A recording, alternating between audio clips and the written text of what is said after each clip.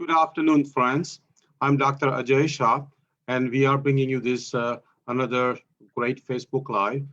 Tonight's topic is about diabetes. We will be talking actually mostly about type 2 diabetes. Good afternoon, friends. I'm Dr. Aajay Shah. We're going to be talking about type 2 diabetes mostly. Type 2 diabetes actually is about 90 to 95% of all diabetics. So we're going to cover type 2 diabetes, which applies to many Americans and many people in the world. I have made some great slides, so please hang in there. Let me bring on the slides. So uh, welcome to all of you on Facebook Live.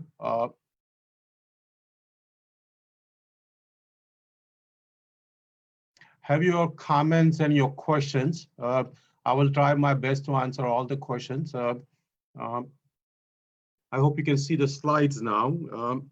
So again, today's topic is diabetes, a raging pandemic. I call it pandemic because the whole world is getting diabetic. Not only just America, India, and China, but the whole world. And we'll cover what the prevalence of type 2 diabetes is in the world. It's raging because it's growing exponentially, actually, and that's partly because of obesity, which we will cover.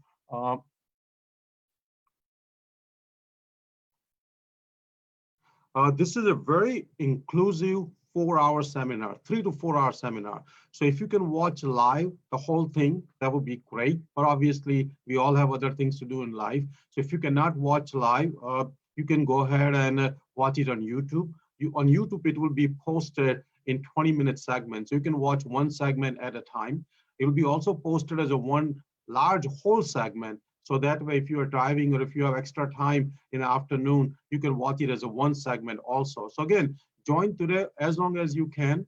Come back if you have to do something, and this seminar will hopefully be continuing when you come back. I definitely ask that if any of our listeners and watchers have type 2 diabetes, definitely watch at least 3 times, because this information is very extensive and it may require many time watching grasp the whole information. You know, diabetes, there are textbooks on diabetes. Like I have a textbook, which is about 2,000 page textbook. So again, I obviously cannot teach you everything out of the textbook, but I'll try my best to cover everything mostly about type 2 diabetes. First of all, this lecture does not replace your care. So if you have any symptoms or if you have type 2 diabetes, definitely, stay in touch with your medical provider and see what they have to say. I have no financial interest.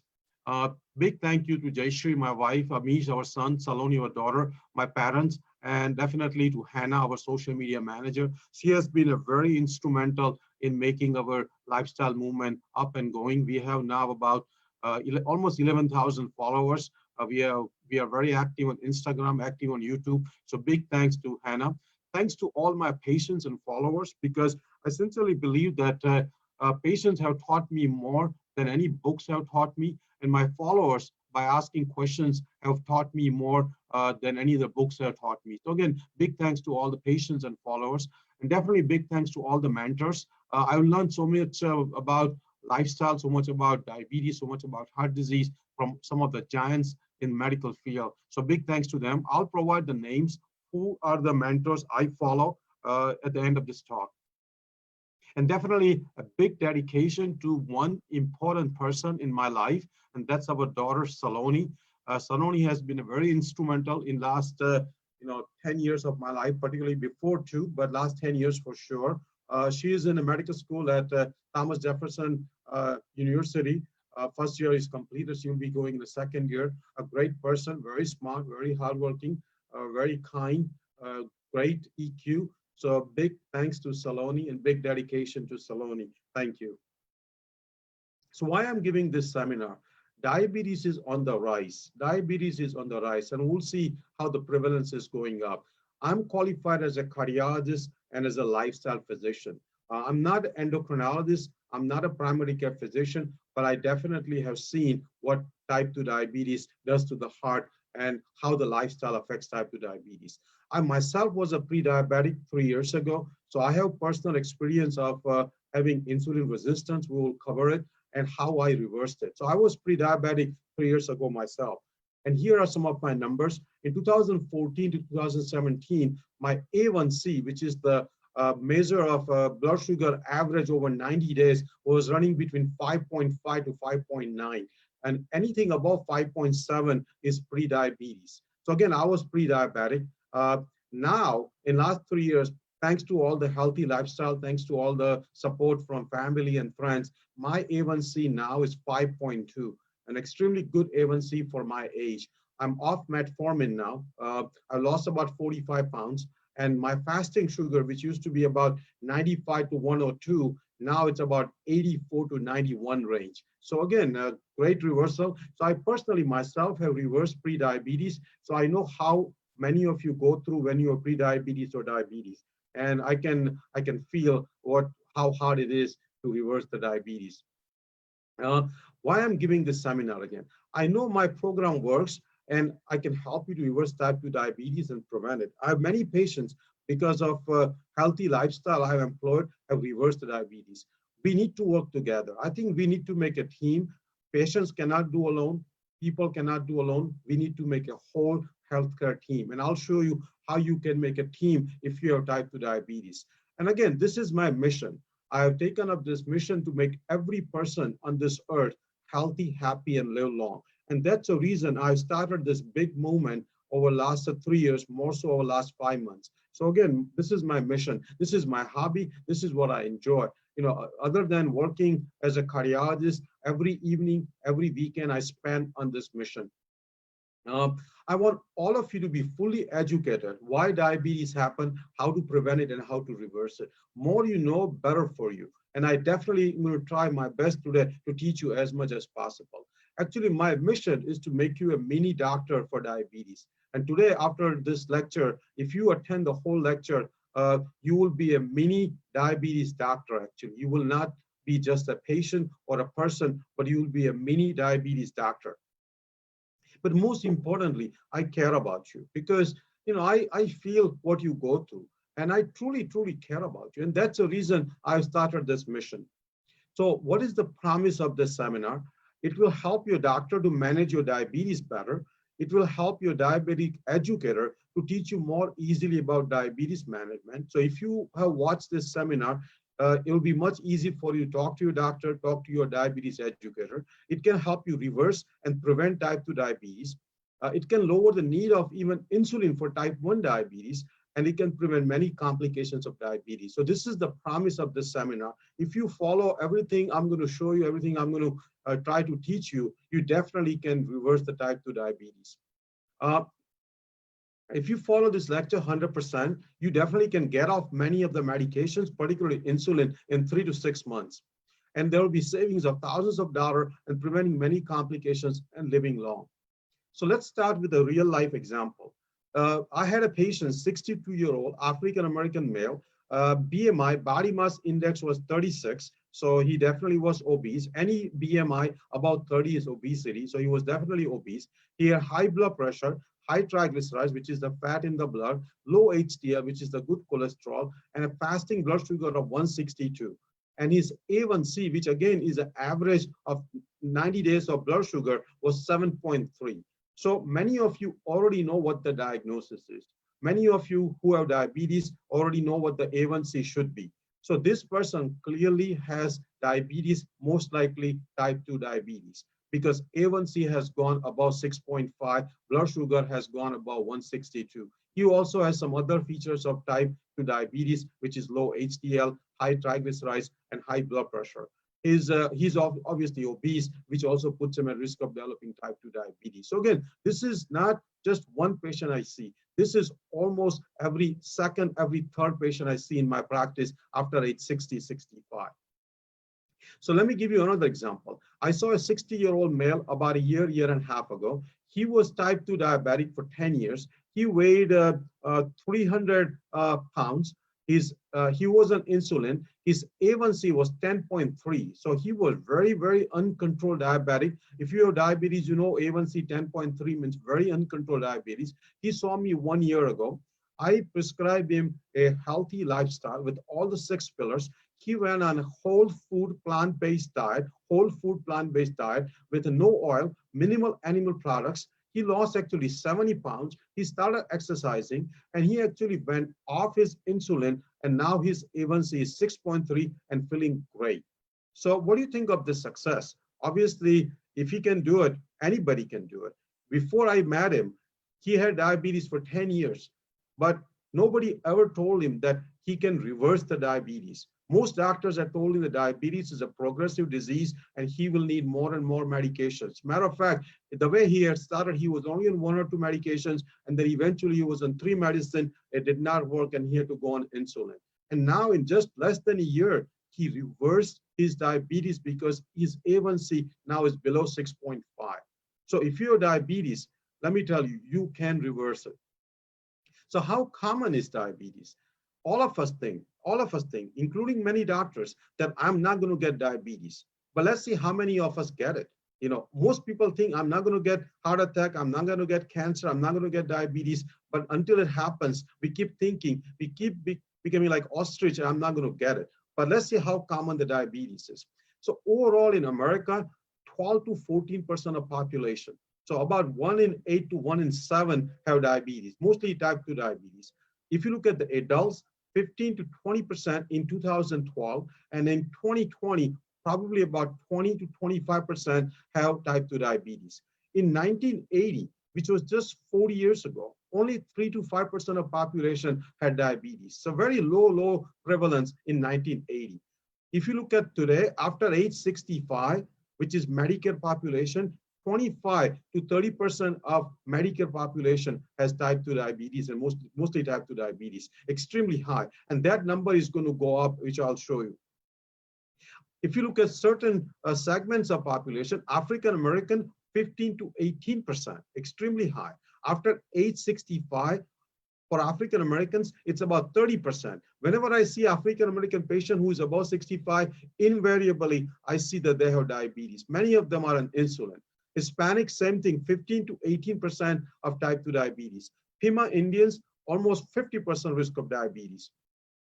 If you look at the Indian Americans like myself, 19% of adults in America have type 2 diabetes. And after age 50, 25 to 30% have type 2 diabetes. And we'll talk why Indian Americans and Indians get type 2 diabetes. And this is happening because of obesity. And as obesity is becoming more and more prevalent in a younger and younger population, we are starting to get type 2 diabetes even in younger and younger patients. And we used to call type 2 diabetes an adult onset diabetes. Now we don't even call it because it's happening in many young kids below age 20, many teenagers.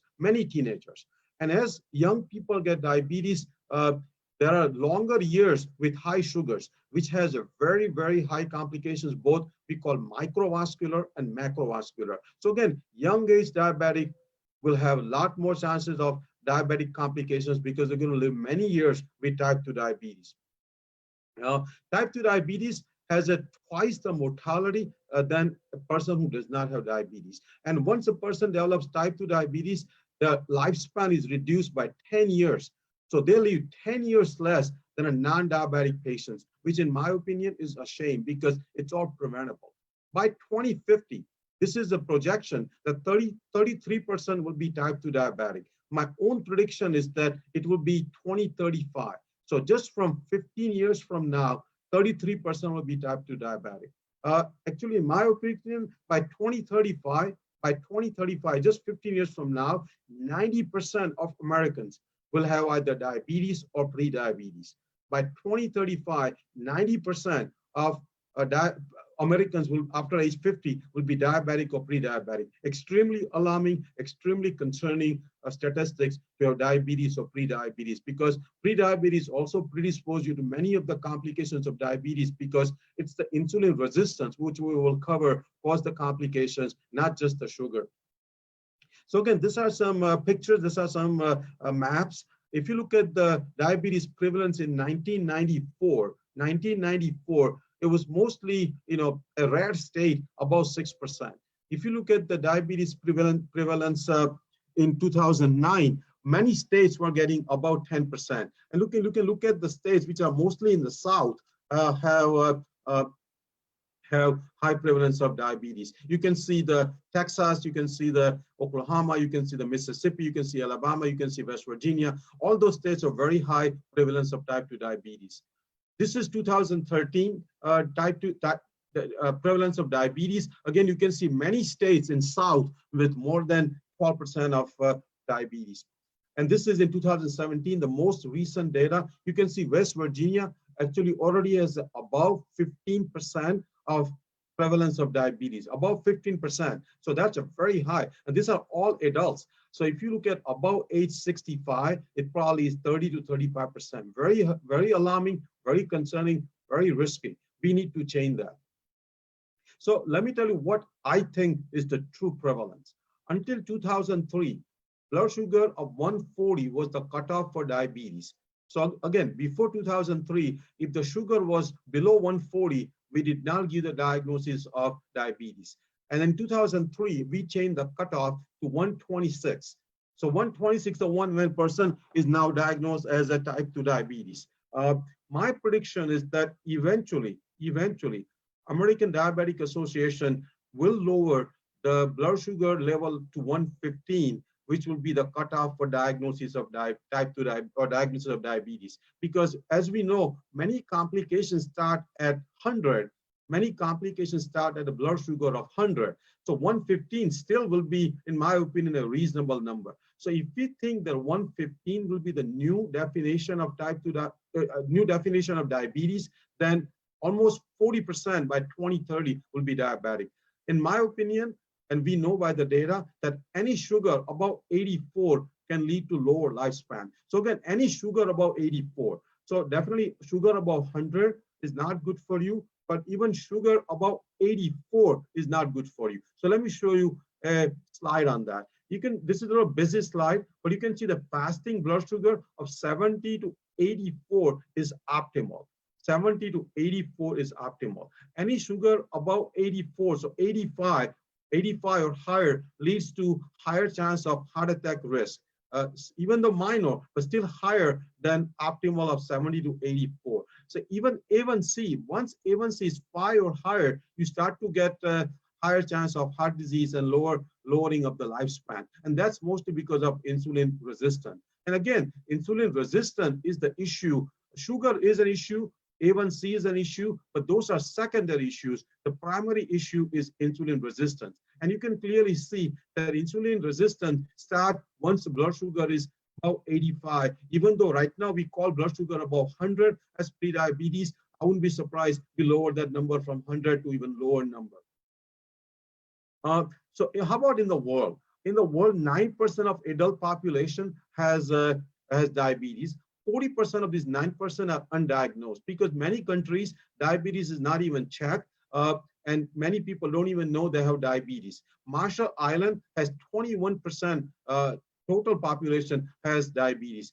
And Tokau Island, which is the territory of New Zealand, 30% of people have diabetes. And this is mostly because of processed food, eating processed food. Saudi Arabia has a 20% of population diabetes. India, which is becoming a diabetes capital of the world, urban India has a 12 to 15%, rural India is 8 to 12%, and some cities in South has as high as 20% to 25% of diabetes. Pakistan, Bangladesh, and is just like India. United Kingdom, Britain is somehow surprisingly slightly less, still being a Western country, is about 6 to 8%. Germany is about 10%, Turkey is 13%. China is rapidly rising in diabetes and is 12 to 14%.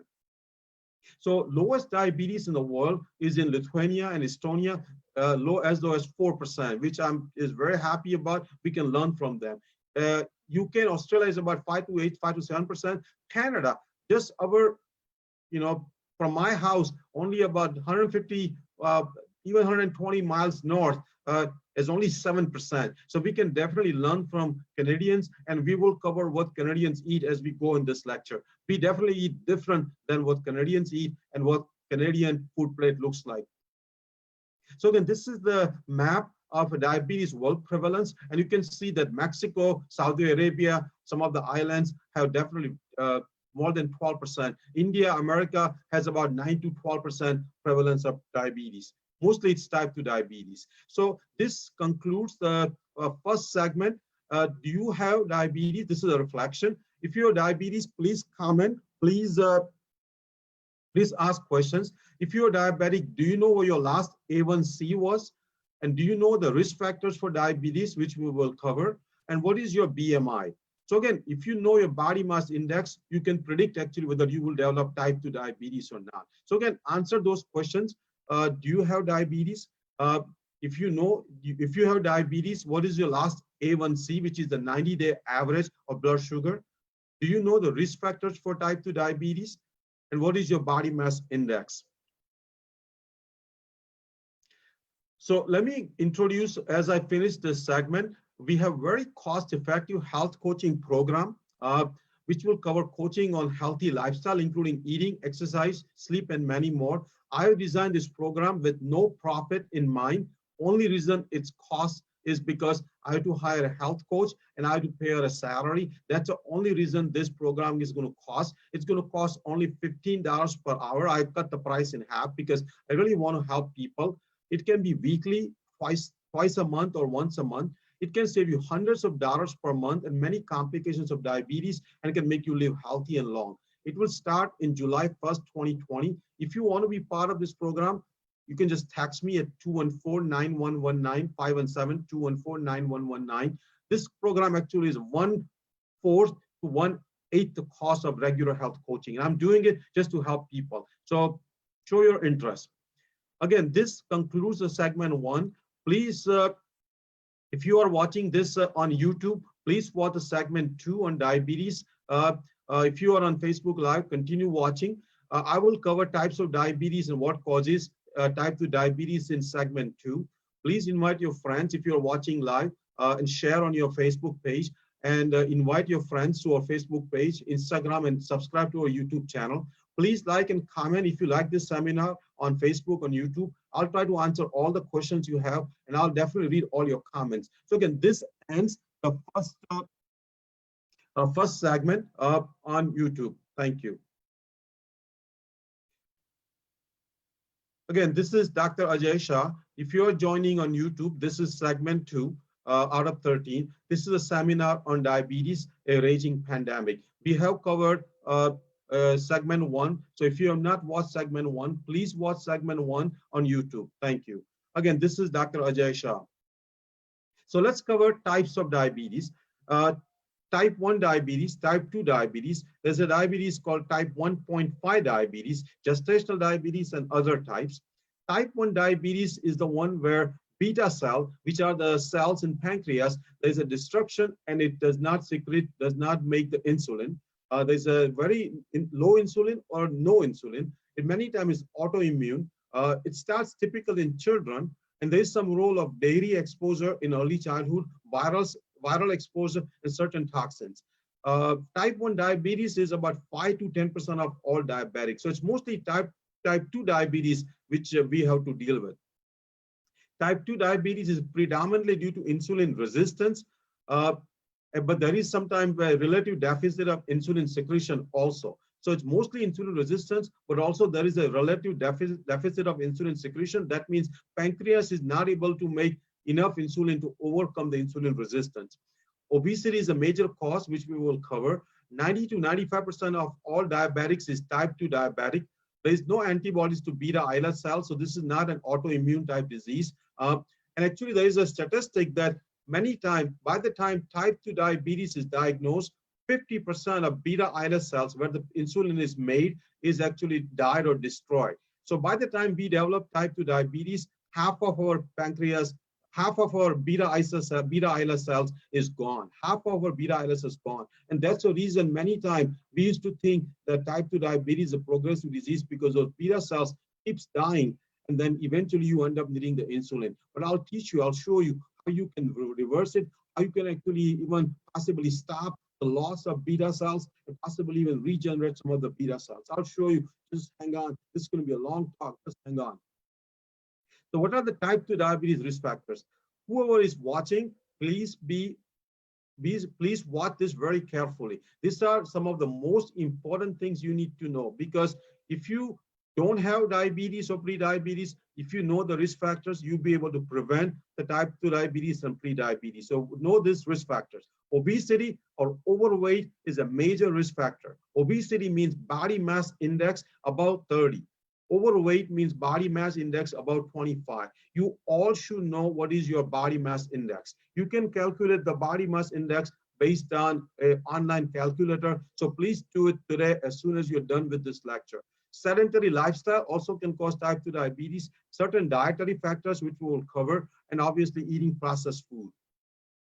So again, obesity, I said body mass index about 30, overweight means body mass index about 25. Obesity is about 40% in America, overweight is about 80% of American population. Obesity will be 50% by 2030. My prediction is it will be 2027. We will be obese much quicker than even we can think of. So again, these are some maps of obesity. You can see in 1985, obesity was very uncommon, less than 10% in most states, less than even 5% in most states. By 2008, most states were 20%. And by 2016, many states are about 35%. So again, obesity is growing rapidly, and I'll show you why obesity is growing rapidly. The reason I want to cover obesity in very detail, because obesity is the major reason for type 2 diabetes. And again, these are the projections of 2030 for obesity. You can see many states, particularly in South, West Virginia, Mississippi, Texas, obesity will be above 60% in America. Very alarming, very dangerous, very risky thing we are doing.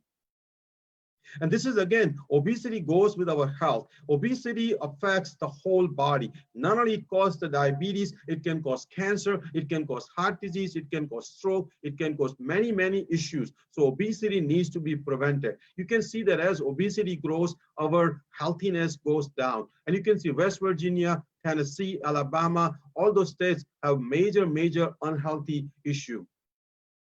So why obesity happens? Obesity is mostly due to excess calories, excess saturated fat, and simple carb, and lots of processed food, which we will cover as we go in this lecture. Theory that the carb in diet caused insulin rise, which caused fat to accumulate, is not true. Actually, carb itself is not bad. It's a simple carb, processed food, high saturated fat, which causes the insulin resistance, and I'll show you that. When World War II was happening, obesity and type 2 diabetes went down significantly because calorie excess was not happening. So again, we have data that if you lower the caloric excess, you can lower diabetes and obesity. It's again, caloric excess, about 500 extra calories per day, which I'll show you. Saturated fat excess, simple carb and sugar, which causes obesity and type 2 diabetes. So let's see again, this is a sample of a lunch many Americans eat. You know, they will have a French fries, which is about 500 calories, lots of oil, lots of carb. We have a burger, which is another 500 calories. And then we have a drink, mostly in the form of Coke, which also has a significant amount of calories. This can be easy a lunch. I've not even shown the breakfast. This is just the lunch. And this is, again, a dinner for many Americans where you have a fries, some kind of a meat dish, Coke, obviously, and then finish with a big dessert. Here's just a shake or ice cream. Again, this could be about 1,500 to 2,000 calorie dinner, many times a late dinner after 6 or 7 o'clock. But again, whole food plant-based, even though it has a 70% carb, has never caused the obesity. So I want you to start to learn and start to understand that carb is not your enemy. Carb is not your enemy. A lot of people, a lot of diabetics, unfortunately, has been taught that carb is your enemy.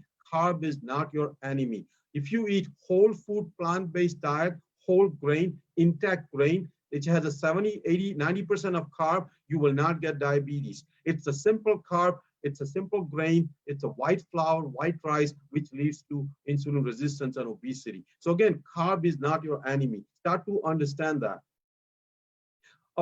Why obesity happens again? Our eating habits are hijacked by food industry. Obviously, we are at fault, but we've been systematically brainwashed and our minds have been hijacked by food industry. Various marketing and taste manipulation leads to food addiction. Industry, no matter of fact, industry employ many PhDs, many nutritionists, many tasters, many chefs to exactly make a product which we will be addicted to, so we can keep eating and keep buying more. Industry has no interest in your health. Industry's main interest is to make profit. And we all been brainwashed, our behavior has been changed. And obviously government is a major problem also. Many of the food subsidies goes towards very unhealthy food. We never see a food subsidy on broccoli or tomatoes or carrots. We always see food subsidies on corn, high corn fructose syrup, many times subsidies on meat, many times subsidies on other unhealthy food. So again, we are at fault, but definitely our environment is also at fault. We need to be smarter and more vigilant. We need to be more vigilant how this industry is manipulating our eating. So again, this is an example. These are my slides from happiness talk. I just kind of borrowed from my own happiness talk. Happiness in America, if you drink, it gives you happiness. If you drink Coke, it gives you happiness. If you go to McDonald's, happy family, happy me. And you can see it's all processed food. It's all high in simple carb. It's high in fat, high in oil, high in meat products, which all can cause diabetes and obesity. So again, this is happiness in America. If you have not watched my happiness talk, please do so. It's about 3 hours long, but it's everything you need to know about happiness. It's one of the great talk I gave about a month ago on happiness. Again, this is another happiness in America. It starts with a young kid's happy meal, which again has a lot of oil, a lot of simple carb, a lot of animal products. And you can see the Coke right next to it. This pizza also, it just says not just unlimited pizza, but unlimited happiness. Unlimited pizza, unlimited happiness, and obviously unlimited obesity and unlimited diabetes. Again, this is another big ad. You can see the size of the billboard, happiness in a new bottle. This Coke has caused many diabetes. So again, be careful how the marketing industry, food industry manipulates your behavior, manipulates your eating. This is again another build your own happiness, tons of cheese, tons of probably beef, and tons of simple white tortilla. So again, these are the reasons obesity happens.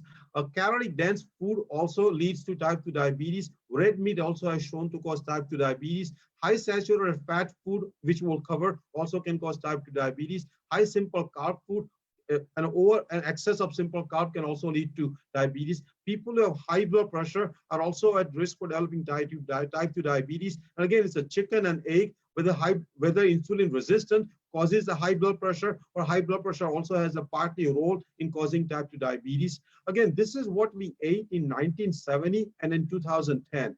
We are in 1970 to 2010, we are eating about 500 more calories per day. We are eating about 500 more calories per day. So where this extra calories coming from? We are eating more grain. You can see in the first bar, we are eating more grain. Grain is almost 200 more calorie in grain, and most of this grain is simple grain, refined grain, processed grain. We are also eating more fat and oils. You can clearly see that. Unfortunately, our red meat consumption has not gone up that much, but it needs to come down. Our sugar has gone up. Dairy products has remained same, but it needs to come down. We definitely are eating very low vegetables, very low legumes and beans and nuts and soy. We are not eating that much fruits, and fortunately, eggs we are not eating that much. So again, our main reason we are eating more simple grain, more processed grain, and more fat and oil. You can clearly see that we are eating more sugar. This graph is almost identical to Dow Jones, stock graph. As our stock market has gone up, or US sugar has gone up, you can clearly see the growth many times is almost exponential. We eat tons of sugar.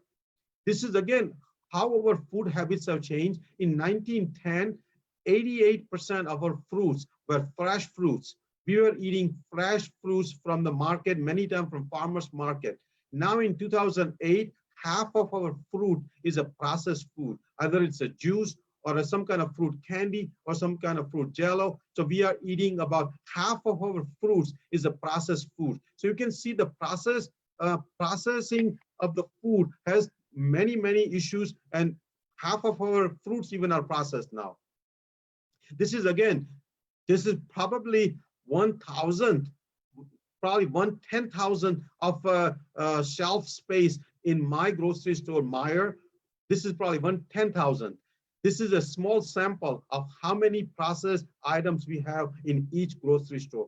Each grocery store probably has a 10,000, if not more, items on processed food. I mean, everything is turned into a processed food now. So again, this ends the segment. So this is my reflection.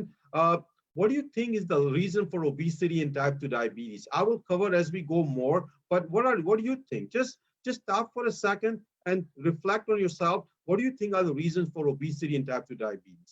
Again, this is repeating again that what is your body mass index? Is your body mass index above 30? Calculate your body mass index by an online calculator. What is your typical diet? Typical American diet, SAD, standard American diet, truly a sad diet, includes 65% processed food, which I'll show you some of it, 25% of animal products, less than 10% plant-based food, and most plant-based food, about 8%, is ketchup and French fries and processed plants. Only 2% of American diet is a whole food plant-based diet. In my opinion, that should be 90%. So again, what is your typical diet? Are you eating a sad, standard American, truly a sad diet? And again, last question is, do you know how many Americans, how many percent of our calories come from processed food? The answer is 65%. 65% of our calories come from processed food. That needs to change. So again, this ends the current segment. Again, this brings again to our health coaching program. And again, I'm going to record it again because this will be on YouTube videos. We have a very cost-effective health coaching program, which will cover everything you need to know about exercise, eating, sleep, and many, many more. It costs only $15 per half an hour. This is, again, just a cost to cover the cost of an employee. I'm not making any profit. It can be weekly, twice a month, or once a month. It can save you hundreds of dollars per month, many complications of diabetes, and make you healthy and live long. It will start July 1st. If you are interested, please text me at 517-214-9119. Thank you. This was end of segment 2. We have total 13 segments. So please watch segment 3 if you are finishing segment 2 on YouTube. Please invite your friends and family to our Facebook page, on Instagram, and subscribe to our YouTube channel. Please like and comment and ask the questions as you go. I will cover all the questions as we go. I promise that I will not end the seminar until I've read every comment, whoever is watching live. Thank you. Again, this is Dr. Aajay Shah. This is segment 3 on diabetes, a raging pandemic. If you're on YouTube, please make sure you watch segment 1 and 2. If you're on Facebook Live, please continue. Again, this is segment number 3. So example, how our diet change leads to type 2 diabetes. Again, how diet change leads to type 2 diabetes. And I'll show you, it's the fat, not the carb. I was gonna put, it's the fat, stupid. Instead of that, I suggest a wise man, because most of us think it's the carb, but it's not the carb, it's the fat. So again, this example comes from Japan. Before 1980, in Japan, the diabetes prevalence was less than 5%, almost 2 or 3%. Since then, from 1955 to 1994, carbohydrate actually has gone down. So we are eating less Japanese people are eating less carbohydrate since 1955. But in Japan, fat intake significantly has gone up, almost triple. Fat intake has almost tripled, and that's mostly because eating less plant-based food and more animal products, typically with saturated fat. So again, carb has gone down in Japan from 1955 to 1994. So carb has gone down. Remember this, carb has gone down and fat has gone up. Fat has gone up. And what has happened to prevalence of diabetes? Prior to 1980, it was 2 to 3%. By 1990, it was 11 to 12%. So again, carb actually went down. So you would think that carb went down, so diabetes may not have progressed. But because fat went up, diabetes in prevalence went up. So how about in America? In America, you can see the meat consumption has significantly gone up since 1920. We are eating a lot more meat. Fortunately, meat has peaked now, thanks to all the vegan and vegetarian vegan movement, meat has been peaked now. We also have option of eating meatless burgers, which in my opinion are not very healthy, but it can be a good transition food. If you're trying to quit red meat or meat, meatless burgers can be a good transition to maintain your taste, but eventually you have to go to whole food, plant-based food, because meatless burger is still a processed food, and processed food can lead to diabetes. Many meatless burgers have a lot of the oil, a lot of the saturated fat, a lot of calories, very calorie dense. Meatless burgers are very calorie dense, so we need to also avoid meatless burger, but it's a good transition food if you're trying to avoid meat. Again, chicken actually has exponentially gone up. We are not eating more red meat over the last 30, 40, 50 years, but chicken has significantly gone up since 1940. And cheese is again exponentially has gone up. Cheese obviously is one of the most deadly processed food. Cheese has the worst lethal combination of salt, saturated fat, cholesterol, estrogen, and very calorie dense food. So cheese probably is as bad as red meat. Many vegetarians take a pride that they don't eat meat, but many vegetarians eat cheese, and cheese is as bad as red meat. Remember what I just said. Cheese is as bad as red meat.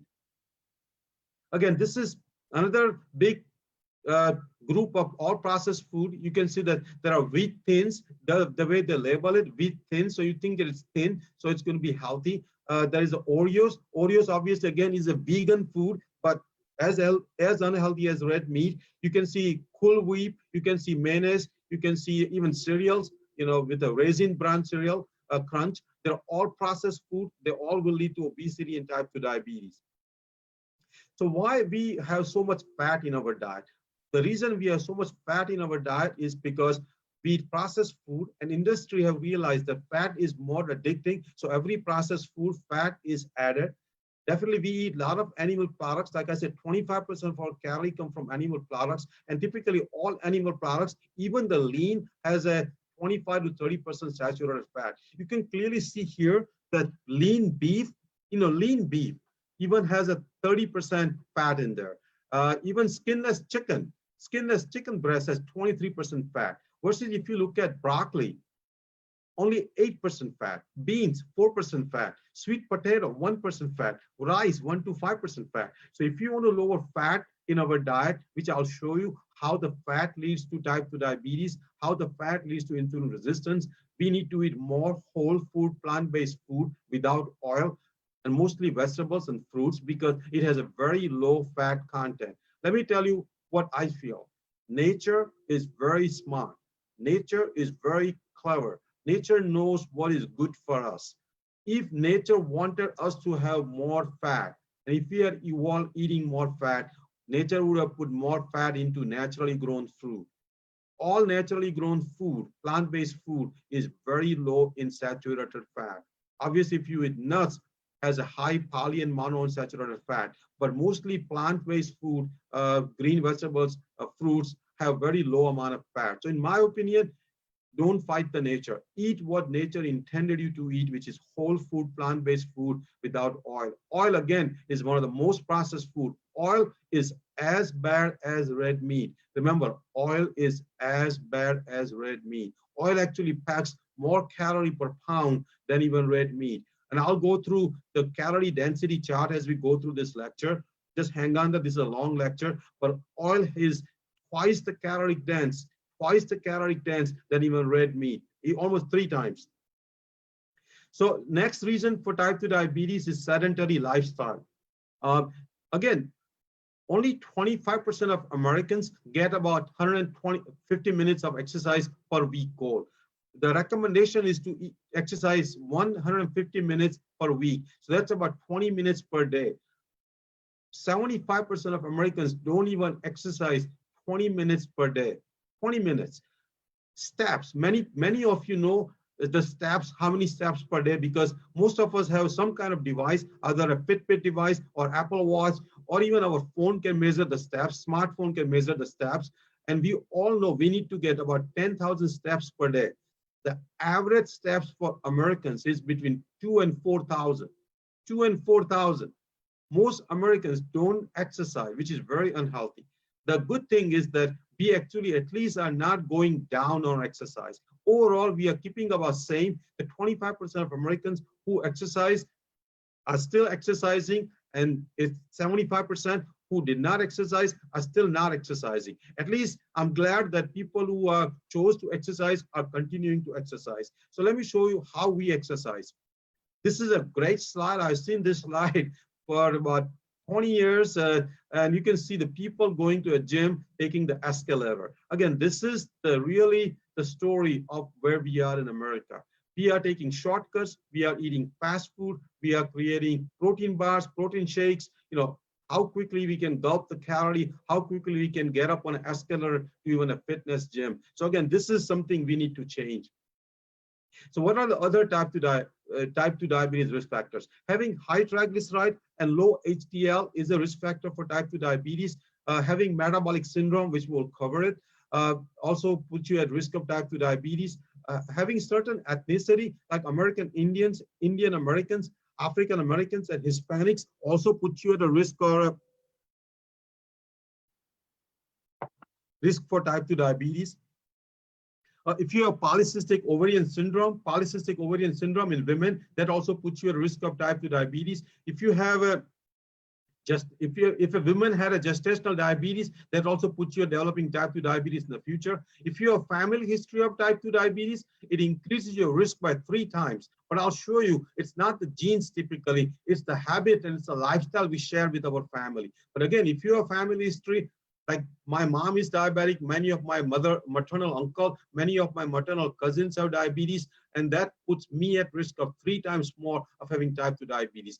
As we get older, we also have higher chance of developing type 2 diabetes, which I'll cover in the next slide. Having a high visceral fat is the one which is fat around our organs, typically in abdominal, in a belly cavity, the fat around liver, fat around pancreas, fat in the peritoneal cavity. This is a visceral fat. This fat is the worst thing one can have. This fat itself is almost like an endocrine organ. It secretes many chemicals which can lead to type 2 diabetes, heart disease, many other dementia, Alzheimer's disease. So again, having a high visceral fat definitely is a risk for type 2 diabetes. Having a low muscle mass is also risk for type 2 diabetes. Actually, there is a disease also, which is a lack of fat cell like lipodystrophy. Lipodystrophy also can lead to type 2 diabetes. So again, having lipodystrophy can also cause type 2 diabetes.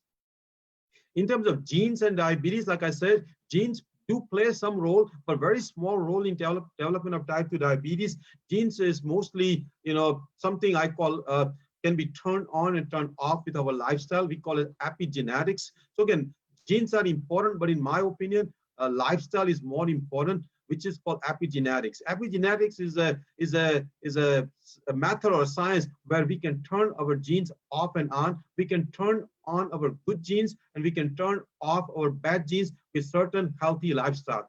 So when we say family history of diabetes, it's mostly because of a shared lifestyle. I think I would get diabetes if my mom has diabetes because I'm going to eat what my mom eats and ate, and I'm going to get diabetes because what my cousins eat and ate. So again, we share genes, but we share more commonly actually our lifestyle. So again, family history is important, but lifestyle is more important. So why, as we get older, insulin resistance and type 2 diabetes happens? As we get older, we start to lose muscle mass, and that's the reason I always advise all my patients and all of us, including myself, that as we get older, weight training is very important, and I have a separate talk on exercise. Please look out the YouTube video. So again, you have to maintain a muscle mass. So lift weights, even if you lift light weights, you should lift weights minimum 30 minutes, 3 times a week. So you have to maintain the muscle mass. As we get older, body fat percent goes up, and we also have more fat cells, and we'll see that how the fat cells actually can lead to type 2 diabetes and many other complications. As we get older, we have a less efficient mitochondrial function. Mitochondria are the powerhouse where the energy is formed, energy is made, and mitochondrial function also goes down. As we get older, obviously, many times because of joint pains and arthritis, we have less physical activity, which can also lead to insulin resistance.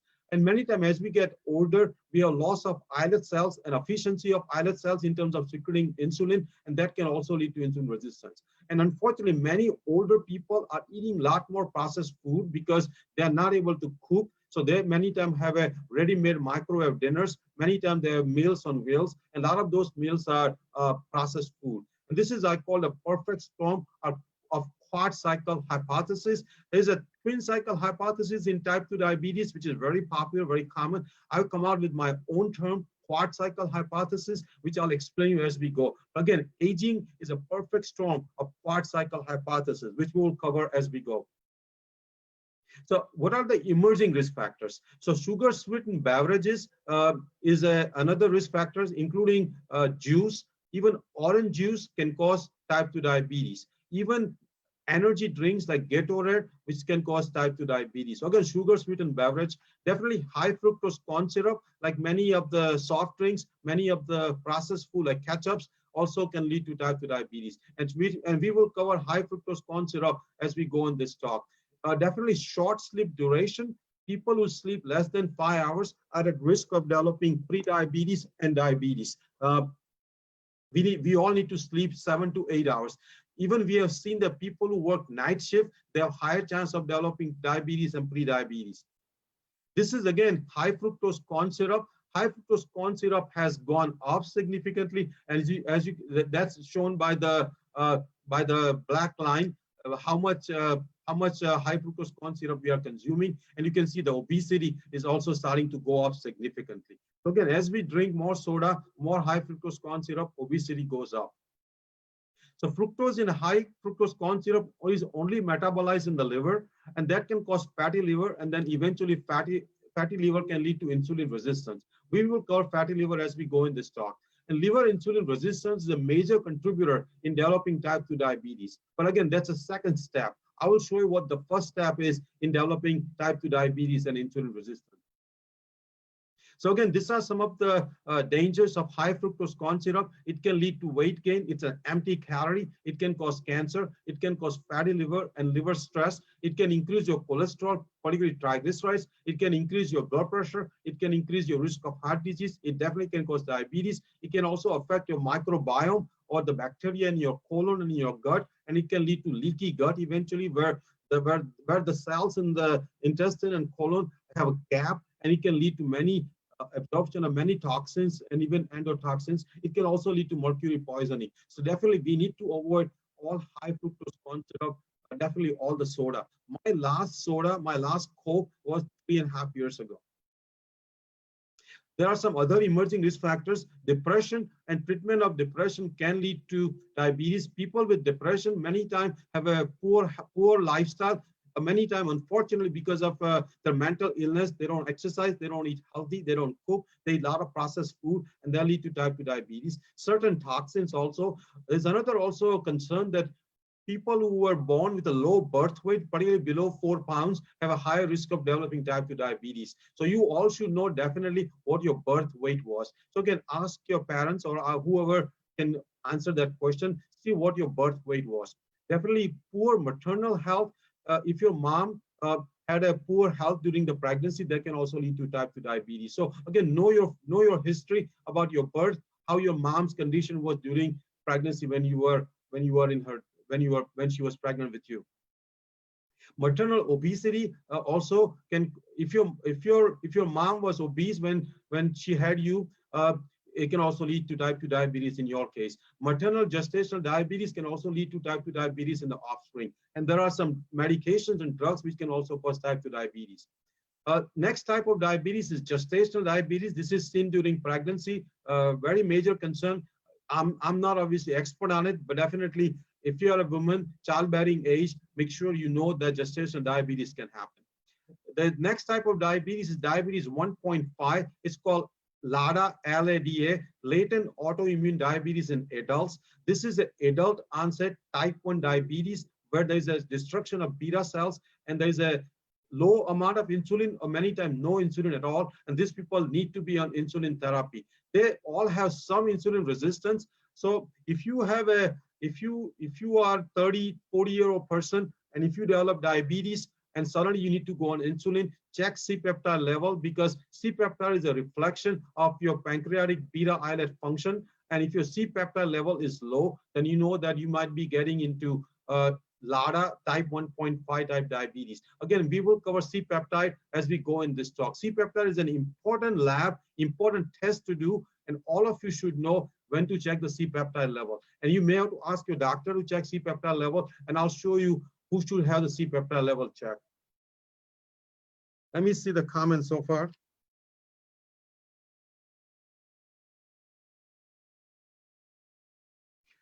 Again, there are other types of diabetes.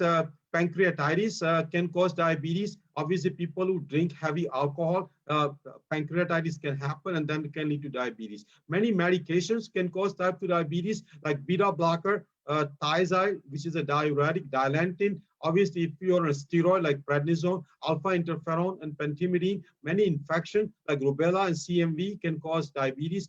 Even some of the other endocrine disorder like acromegaly, Cushing's disease, glucagonoma, and pheochromocytoma. These are all the medical conditions, obviously, but you should know that type 2 diabetes can happen from other conditions also.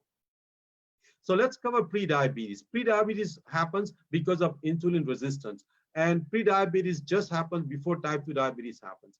Prevalence in America for prediabetes is as high as 50%, and that prevalence is rapidly rising, actually. Like I said, by 2030, 2040, a lot of people will be pre-diabetic or diabetic. 50% of pre-diabetic will be diabetic in 10 years. Again, listen to the statistics. Many people don't realize that if you have pre-diabetes, you have 50% chance of becoming diabetic in 10 years. And there are lots of pre-diabetic I see walking around, particularly in Indians, all Americans, but more so in Indians who have pre-diabetes. And the risk factor of pre-diabetes is same as type 2 diabetes, which we are covering right now. So how do you diagnose pre-diabetes? There are 5 criteria. If you have a high blood pressure, so listen to this and see if you qualify for pre-diabetes. If you have a high blood pressure, if your fasting glucose, fasting sugar is above 100, if your triglycerides, which is the fat in the blood, is above 150, if your HDL is below 40 for male and below 50 for female, and if your waist above 40 for male and above 35 for female, and if you have 3 out of this 5 criteria, you have pre-diabetes or metabolic syndrome. So you should all know all these 5 answers to see if you have pre-diabetes or not. So write down this thing. Next time you go see a doctor, ask those labs. Obviously, you should know if you have high blood pressure or not, and you should be able to measure a waist diameter. So again, know all your labs and know all these 5 criteria to see if you have pre-diabetes or not. So let's see how expensive the diabetes is. Diabetes costs billions, 327 billion per year, 327 billion per year to America. So diabetes is a very expensive disease. Diabetic patients, actually the cost is 3 times more than non-diabetic patient. For diabetic, we spend about 13 to 15,000 per year. For every diabetic patient, we spend about $13,000 to $15,000 per year. The cost of diabetes has steadily gone up, just like any other healthcare cost gone up. If you have diabetes and if you have any complications of diabetes, cost per year is almost $25,000 a year. $25,000 a year to take care of patients with diabetes with complications. And many times it's because of dialysis, heart disease, stroke. So again, diabetes is a very expensive disease. This is a quick summary slide of how expensive the diabetes is. Medicare spends about 100 billion. Medicare spends about 100 billion on diabetes. And if a person develops type 2 diabetes, the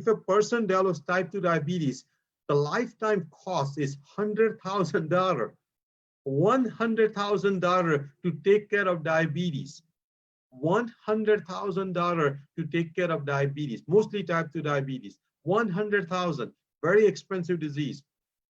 Again, this concludes the segment. Let's have some reflection. Let's see how many of you have type 2 diabetes.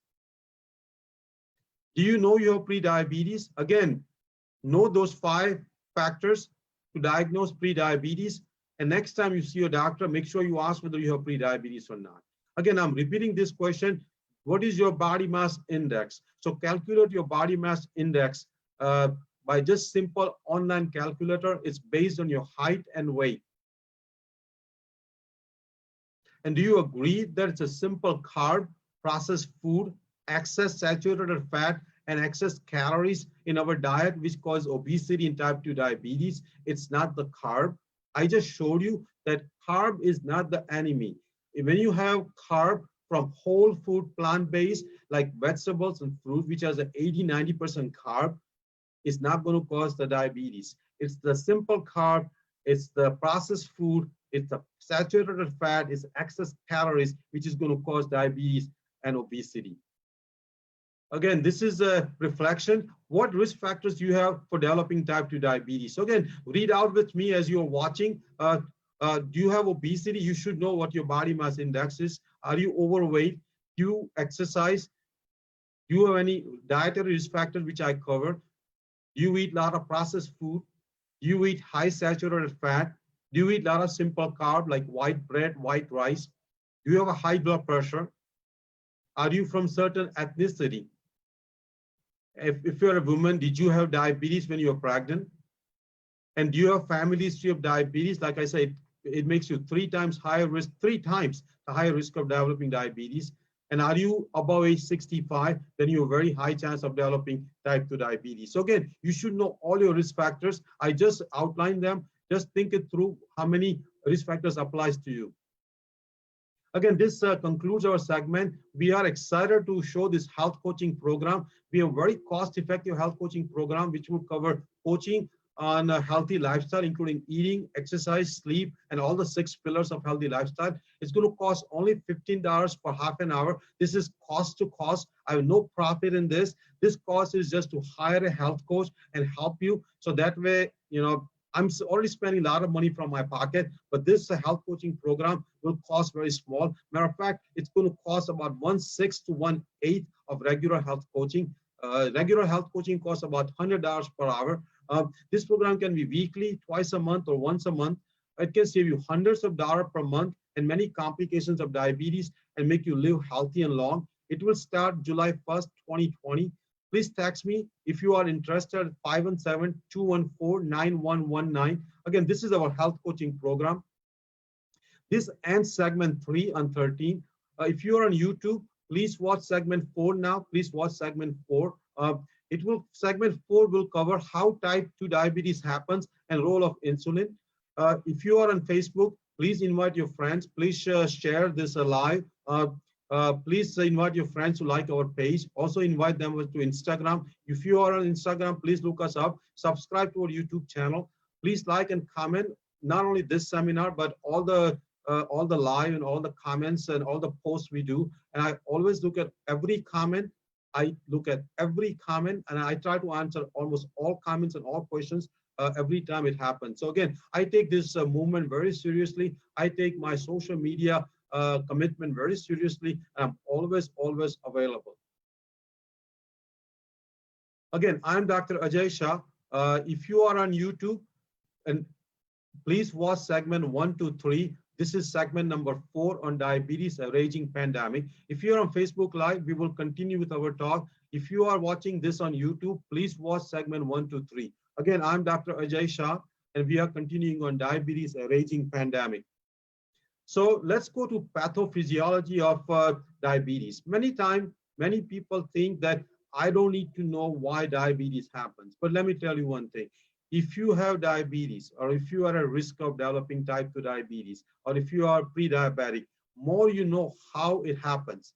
You know, sometimes we know more about our car, we know more about our air conditioner, we know more about our heater, we know more about a variety of things, more about our computer, more about our camera, more about our smartphone, but we don't know enough about our own body. We all should know about how disease happens. And I'm not going to try to teach you medical textbook, but I'm going to try to teach you some basics which any layperson can understand. Any layperson, you don't even need a high school degree. Any layperson, even a child can understand the pathophysiology of diabetes. So again, we have pancreas, which is the endocrine organ. Pancreas has islet cells, beta islet cells, alpha islet cells. The beta islet cells is the one where insulin forms, and alpha is the one where glucagon forms. And insulin is the most important hormone when it comes down to type 2 diabetes. So what are the actions of insulin? Again, this is a little medical slide, but I'm going to quickly walk you through. So what are the actions of insulin? Again, insulin is a hormone which is secreted by beta islet cells in pancreas. So insulin in liver makes the glycogen synthesis. That means it takes the glucose and packs into a new molecule called glycogen. So it makes the glycogen. Many of you know what the glycogen is. It definitely makes more protein and definitely makes more fat. In muscle, the insulin allows or facilitates the glucose to go into the cell. So again, in muscle, insulin helps to get the glucose into the cell, and which we'll talk about it. It also makes the muscle glycogen synthesis. That means insulin helps the muscle cells to make glycogen, which is the stored glucose or stored sugar in the muscle. So you can use it when muscles are active and if you're not eating, and also makes the muscle protein synthesis. And in the fat tissue, again, it allows the glucose to go into fat cells and also cause the more fat in the cell itself. So again, these are the actions of insulin. This is again another quick summary slide. I'm not going to spend too much time on this, but again, it essentially shows that it actually makes the glucose to go into the glycogen formation. So glucose in the circulation goes down. It also makes protein. Insulin actually stop the ketone formation. It can stop the fat destruction. It can stop the glucose production. So again, insulin causes both glycogen production, which is lowering the sugar, and it also stops the glucose production in the liver. So how does the insulin work? Again, this is a complex, busy slide. So you can see whatever you can see on your computer or on your phone, that insulin comes to the cell, attaches to the insulin receptor, and changes certain things within the cell, which makes the glucose receptor open up and allows the glucose to enter the cell. Again, this is the most common mechanism for insulin to help the glucose to enter the cell. So why does the insulin resistance happen? Insulin resistance is the one where insulin does not work properly the way it's supposed to, the way it should. So why the insulin resistance happen? So insulin resistance happens because fatty acids in the cell. So I'll explain you how the fatty acids gets in the cell in a second, but this is the most accepted theory. Again, most accepted theory is that when the fatty acids enter the cell, and that leads to insulin resistance. So fatty acids in the cell. So start to understand, start to learn, start to remember there's the fatty acid in the cell which causes the insulin resistance. And that's typically because of high fat diet, a lot of caloric excess, a lot of fat released from fat cells. So again, fatty acid comes in the circulation from high fat diet, a lot of fatty acid released from fat cells if you are obese. So all those things lead to high fatty acids in the cell, and that causes insulin resistance. So I want all of you to remember it's a fatty acid in the cell which causes insulin resistance, not the carb. Obviously, there is some role of inflammation which causes insulin resistance. There is oxidative stress which causes insulin resistance. And for type 2 diabetes, there is also a loss of beta islet cells in the pancreas that leads to lowering of the insulin production, and that can also lead to type 2 diabetes.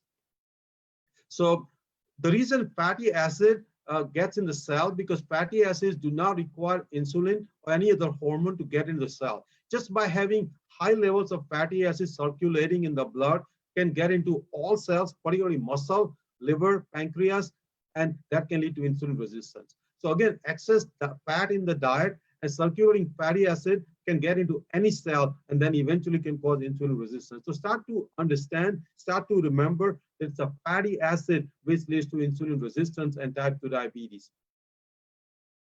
So how does the insulin resistance happen? First step is entering of fatty acid into the muscle cell. First step, this is the most important step. This happens actually before even liver. First step is the fatty acid into muscle cell. And when this fatty acid gets into muscle cell, it leads to insulin resistance. And when insulin resistance happens, muscle cannot make the glycogen. Muscle cannot make the glycogen. So the glucose cannot enter the muscle cell, and this glucose keeps circulating in the blood. So again, first step is fatty acid into muscle cell, and then insulin resistance. So glucose cannot enter the muscle cell. So muscle cell cannot make the glycogen because of insulin resistance. And that way the glucose keeps circulating in the blood.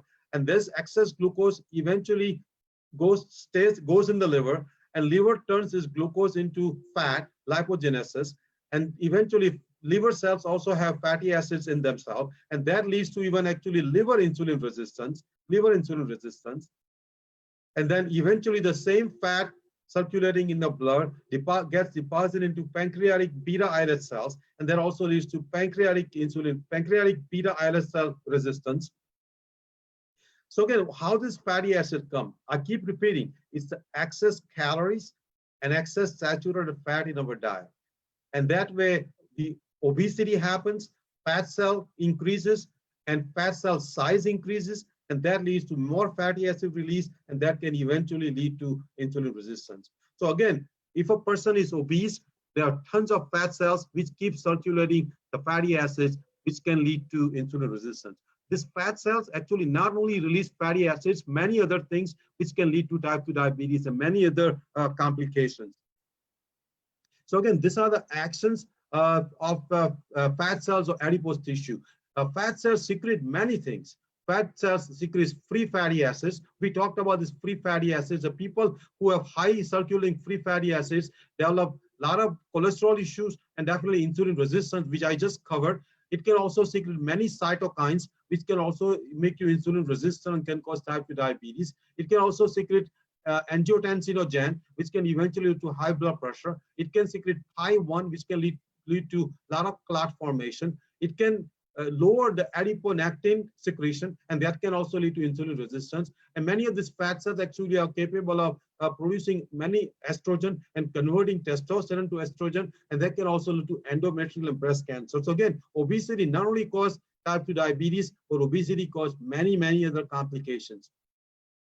So again, this is the famous twin cycle hypothesis. Again, I'm just going to cover for the benefit of some of the physicians who are watching this talk, but even as a lay person, even as a common person, this is an important slide to know. Here, what happens when we have a positive caloric balance, that means we have excess calorie than what we burn, more than what we burn as a basal metabolic rate, and more than our activity burns. So again, we have caloric excess, daily caloric excess more than we burn. It leads to, like I said, the first step is the muscle insulin resistance, then eventually liver insulin resistance, and eventually pancreas, where fat deposits in pancreas, and that leads to lowering of the insulin secretion, and eventually beta cell death. And this is a twin cycle hypothesis. But in my opinion, this is actually a quad cycle hypothesis. I've not read this way described, but this is a quad cycle hypothesis.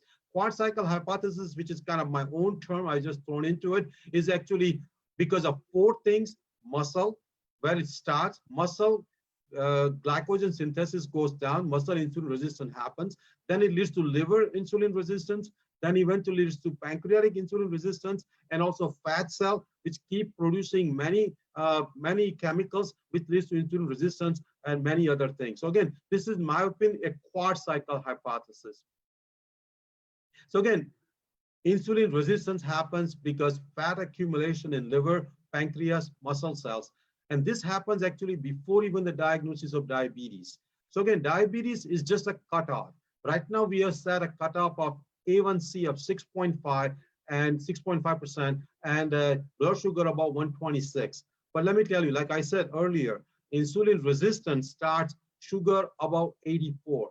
And by the time sugar is 100, insulin resistance is already in a full-blown stage. So again, fat accumulation starts happening, leading to insulin resistance even before we diagnose the diabetes.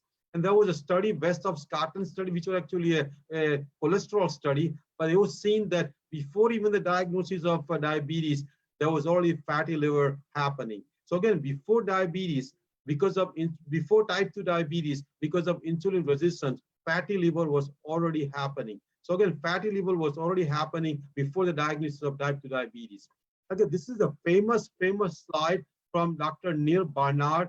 Neil Barnard's talk. This is a famous slide where you can see that the fat, which is the yellow molecule, yellow substance in the cell, and that can lead to insulin not connecting properly, like you can see key and lock, insulin not connecting properly to insulin receptor, and then eventually not allowing glucose to enter the cell. And this is called intramyocellular lipid, essentially simply saying more fatty acid in the cell, more fatty acid in the cell.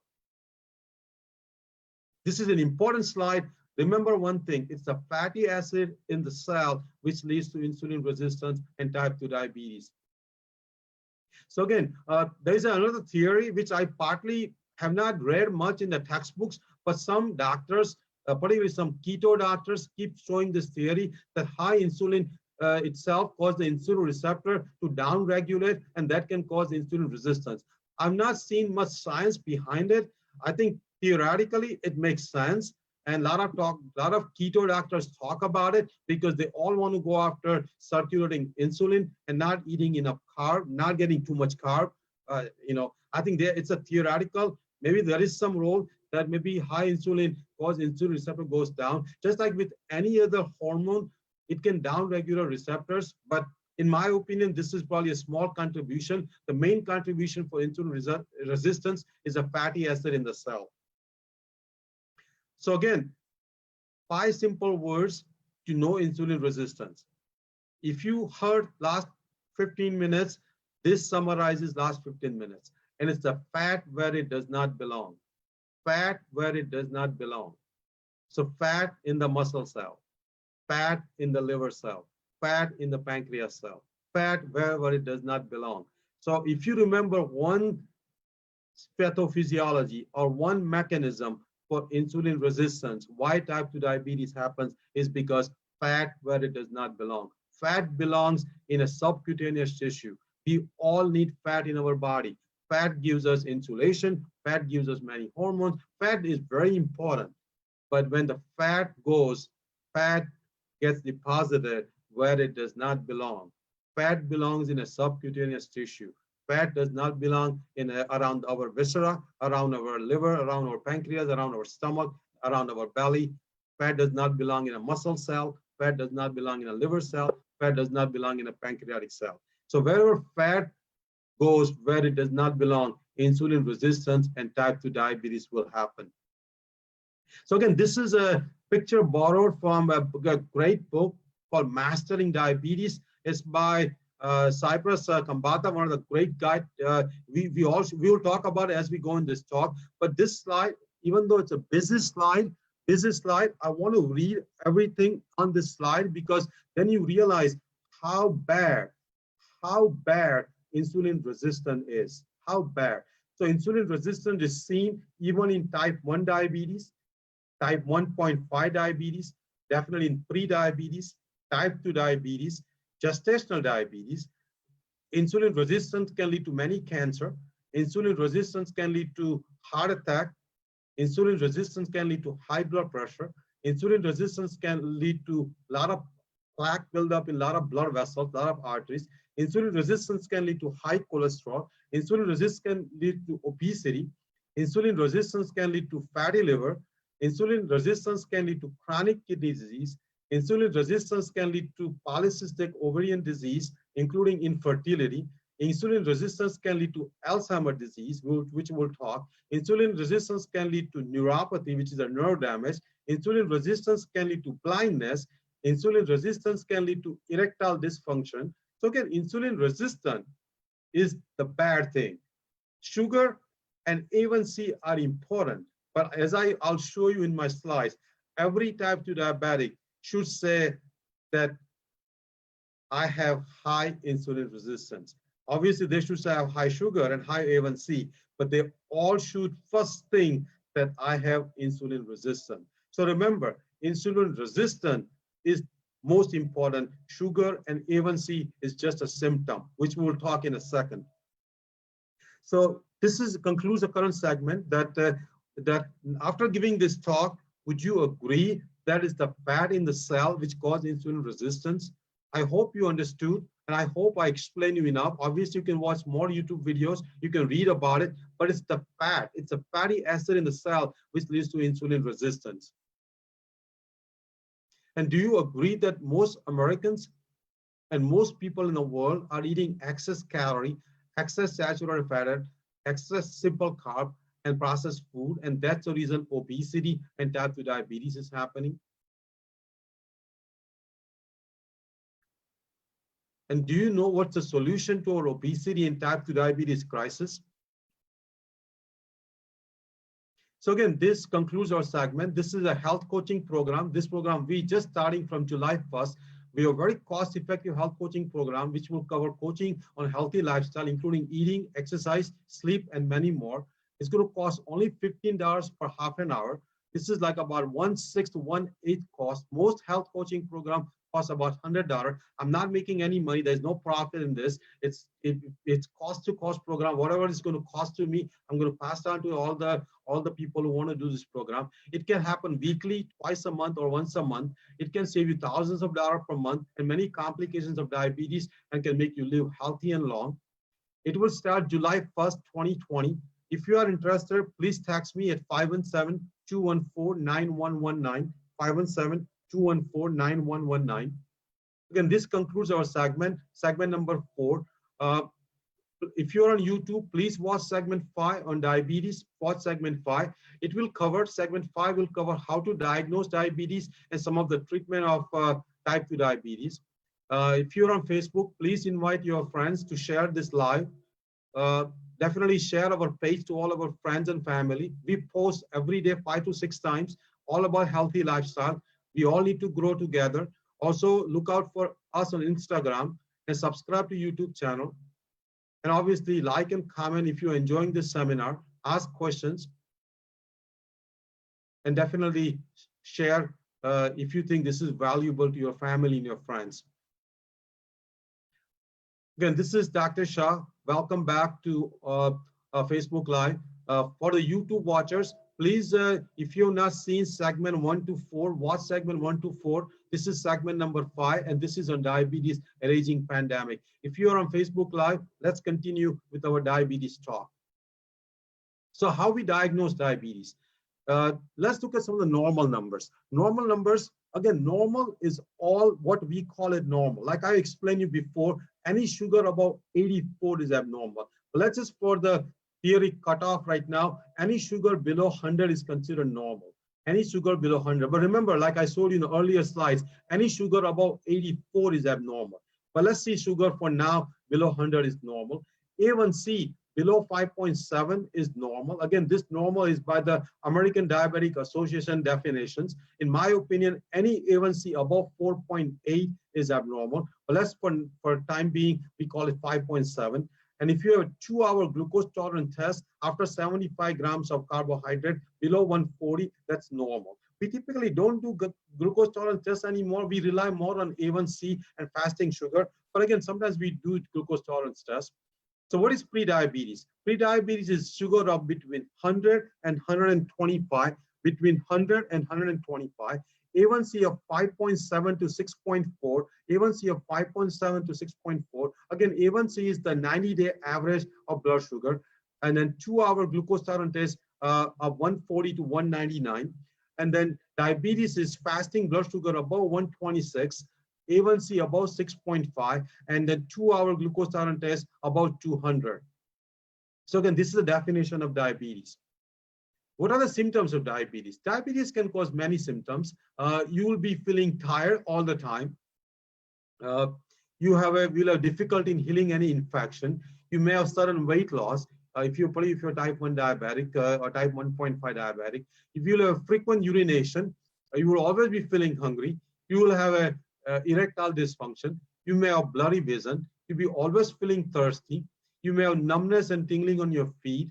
And you may have, if it's a woman, you may have vaginal infection. So again, these are some of the common symptoms. There are many other symptoms. Many times, even I've seen many patients, the first symptom is a heart attack, and they are already diabetic. So again, diabetes can lead to many symptoms. So again, this, I'm I'm going to take a 2-minute break here. I'm going to read all the comments and messages.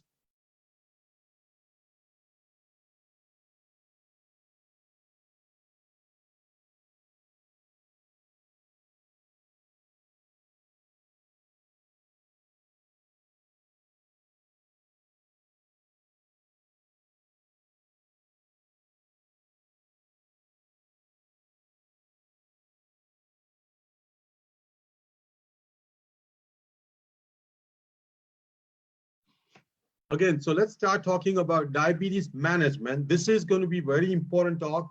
People who are type 2 diabetes, this is going to be one of the most important talk. I cover why diabetes happens, but now we're going to cover type 2 diabetes and how to manage it. So most doctors think that lowering sugar and lowering A1C is the main goal. Most doctors, trust me, most doctors think that lowering sugar and lowering A1C is the main goal. In my opinion, actually, it's a secondary goal. It's a secondary goal. It's not the main goal. It's a secondary goal. Sugar actually is a symptom of diabetes, but the true underlying cause is the insulin resistance. So again, sugar actually is the symptom, quote unquote symptom of diabetes. True cause is the insulin resistance. So in my opinion, primary goal is to reverse the insulin resistance. Obviously, we all want to lower the sugar and lower the A1C. But the primary goal is to reverse the insulin resistance. Primary goal is to reverse the insulin resistance. Let me give you an analogy.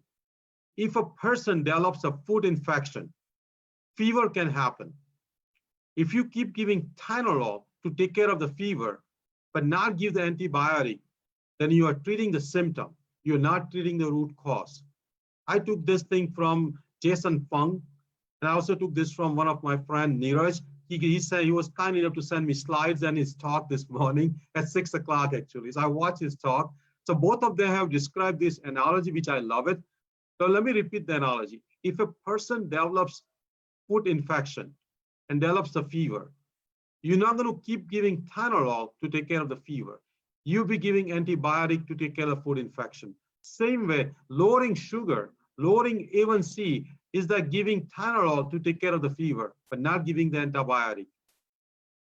Insulin resistance is the one which we need to treat, which we need to reverse. Obviously, when you reverse the insulin resistance, your sugar will come down. Your insulin will start working again.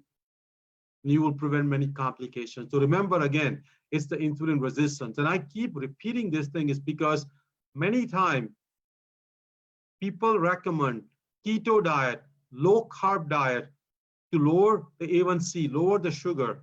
But I know deep down insulin resistance keep getting worse. So again, keto diet, I'll explain you more as we go in this talk, in my opinion, is not the right type of diet. Again, jury is almost out. I almost think the keto diet is a temporary fad. Science will prove keto diet should not be done. But until the jury is finalized, until the science is finalized, let's not bash keto diet that much. But in my opinion, nobody should go on keto diet. So precautions, as I teach you about this management, it's very important. If you follow my management, I'm giving you pre-warning. Your diabetes will improve. Your insulin resistance will go down. If that's the case, your sugar will start coming down and you will need less insulin, less medication. So if you follow my plan, be careful, your sugar will start coming down. Actually, if you follow my plan and the whole healthy lifestyle, even your blood pressure will start coming down. So watch, you may need even a less blood pressure medication. Stay touch with your doctors because it's very important that you don't lower your sugar too much, you don't lower your blood pressure too much. You may have to cut down medications for diabetes and medications for blood pressure. So again, what doctors and most patients think that type 2 diabetes is a chronic progressive disease, but it does not have to be a chronic progressive disease. In my opinion, it's a big lie from the medical community. Many doctors think that type 2 diabetes is progressive, chronic, irreversible, will lead to many complications. That's not true. It's a big lie. I can show you it can be prevented and it can be reversed in a very short time. Very short time, in less than 3 months. You can see that people with 10 years of diabetes can reverse their type 2 diabetes in less than 3 months. So again, most doctors think diabetes is progressive and irreversible, and diabetic complications are bound to happen. This is not true, and I'm going to prove it to you. Most doctors are wrong, actually. I'm going to prove that. Type 2 diabetes does not have to be progressive, and it can be reversed in most cases for type 2 diabetes. Obviously, type 1 will always need insulin, but type 2 diabetes can be reversed. And complications can be prevented in most cases. So again, goals of diabetes treatment, like I explained you earlier, primary goal is reversing insulin resistance.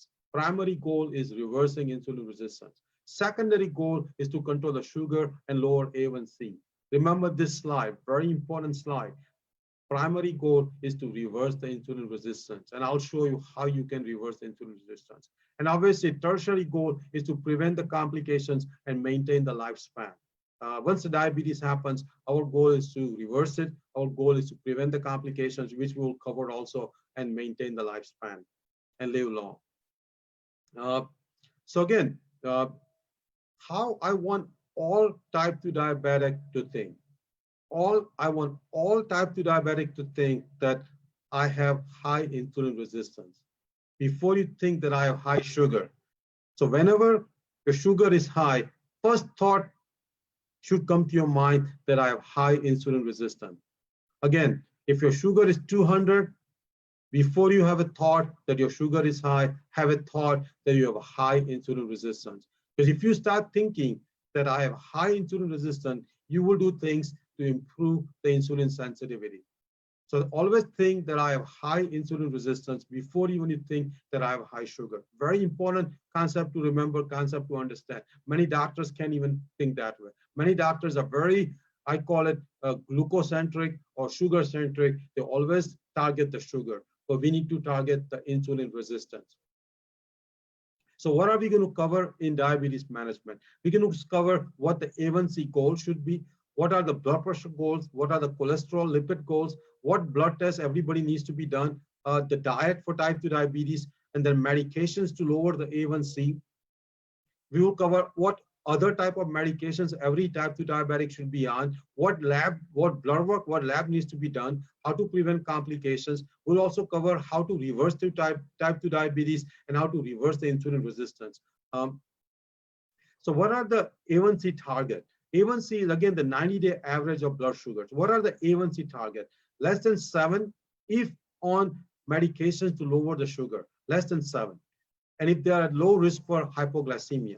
Hypoglycemia is the condition where blood sugar drops very low, particularly below 60, below 70. And if that's the case, we set the A1C goal 7.5 or higher. So if you did not develop many hypoglycemia, means not many episodes of low sugar, then you can set the A1C goal below 7. But if you are at risk of developing hypoglycemia, then you may have to leave your A1C goal at 7.5. Again, we are settling for mediocrity because, like I explained you earlier, any A1C above 4.8 is unhealthy. Definitely any A1C above 5.7 is unhealthy. So we need to lower the A1C as much as possible.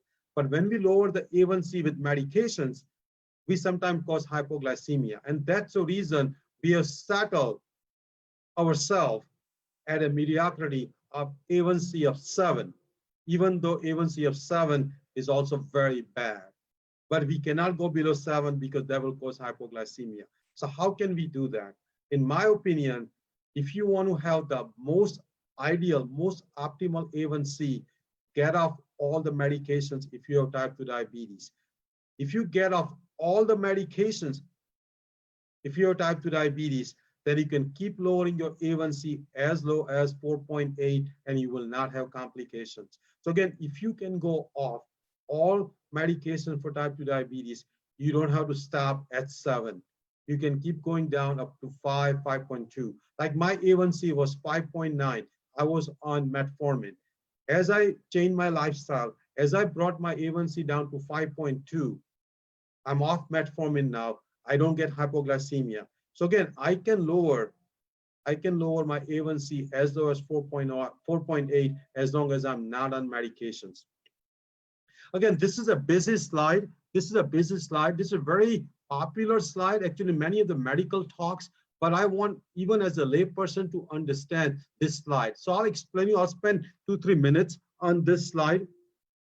Uh, the top thing is that how strict we should be with the A1C, particularly below 7 or 7 and above 7.5. So if risk of hypoglycemia is low, then try to settle below 7. If your diabetes is newly diagnosed, then try to settle below 7. If your diabetes is there for 20-30 years, maybe horse is out of the barn, and you may be settling for higher A1C. If life expectancy is long, if you're a young person with type 2 diabetes, have A1C 7 or below. If you're 85, 90 years old, hypoglycemia risk is very high, settle for 7.5 or higher. If you have many comorbidities like heart disease and many other things, then settle for higher A1C. And if you have less comorbidities, settle for less than 7. If you already have vascular complications, then settle for higher A1C.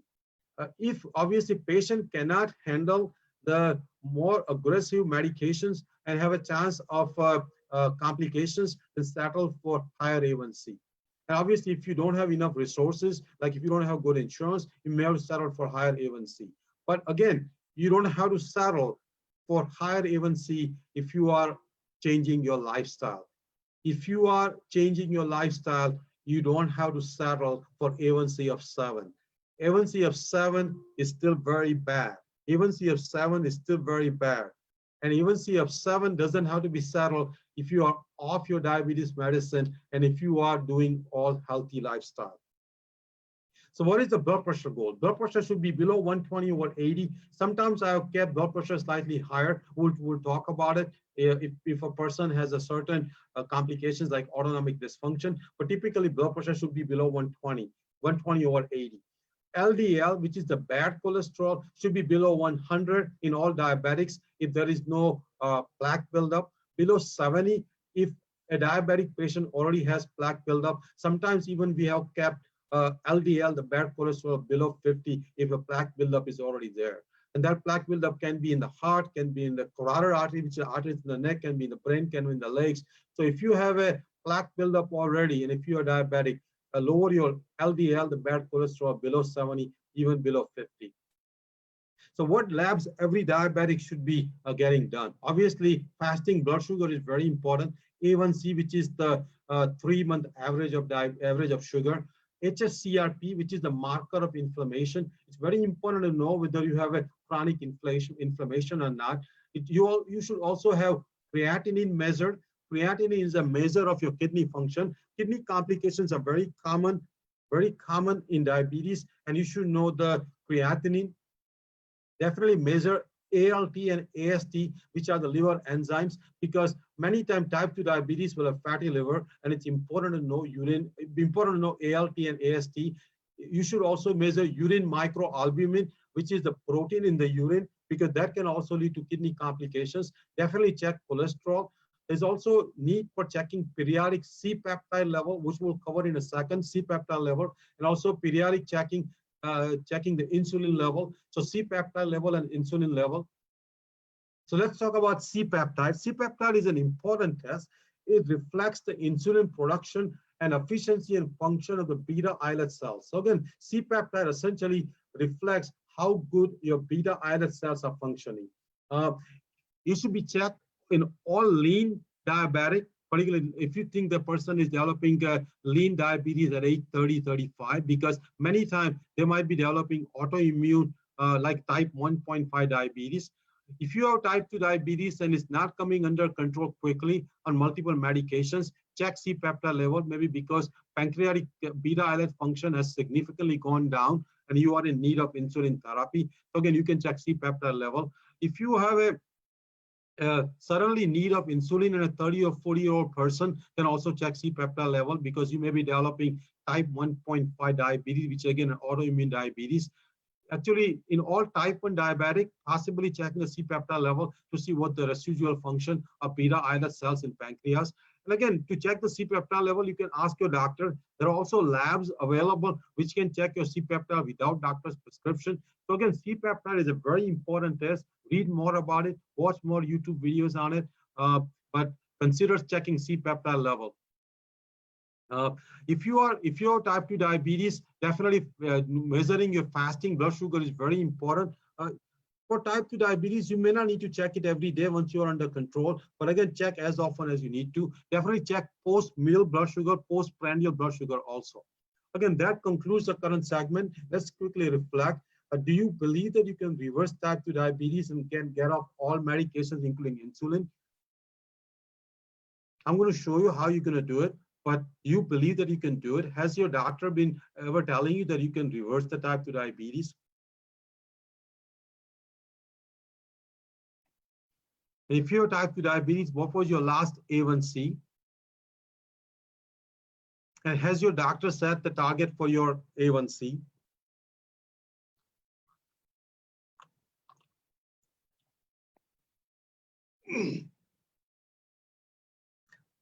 Again, this concludes our segment. I'm going to repeat this health coaching program because it will be on each YouTube video.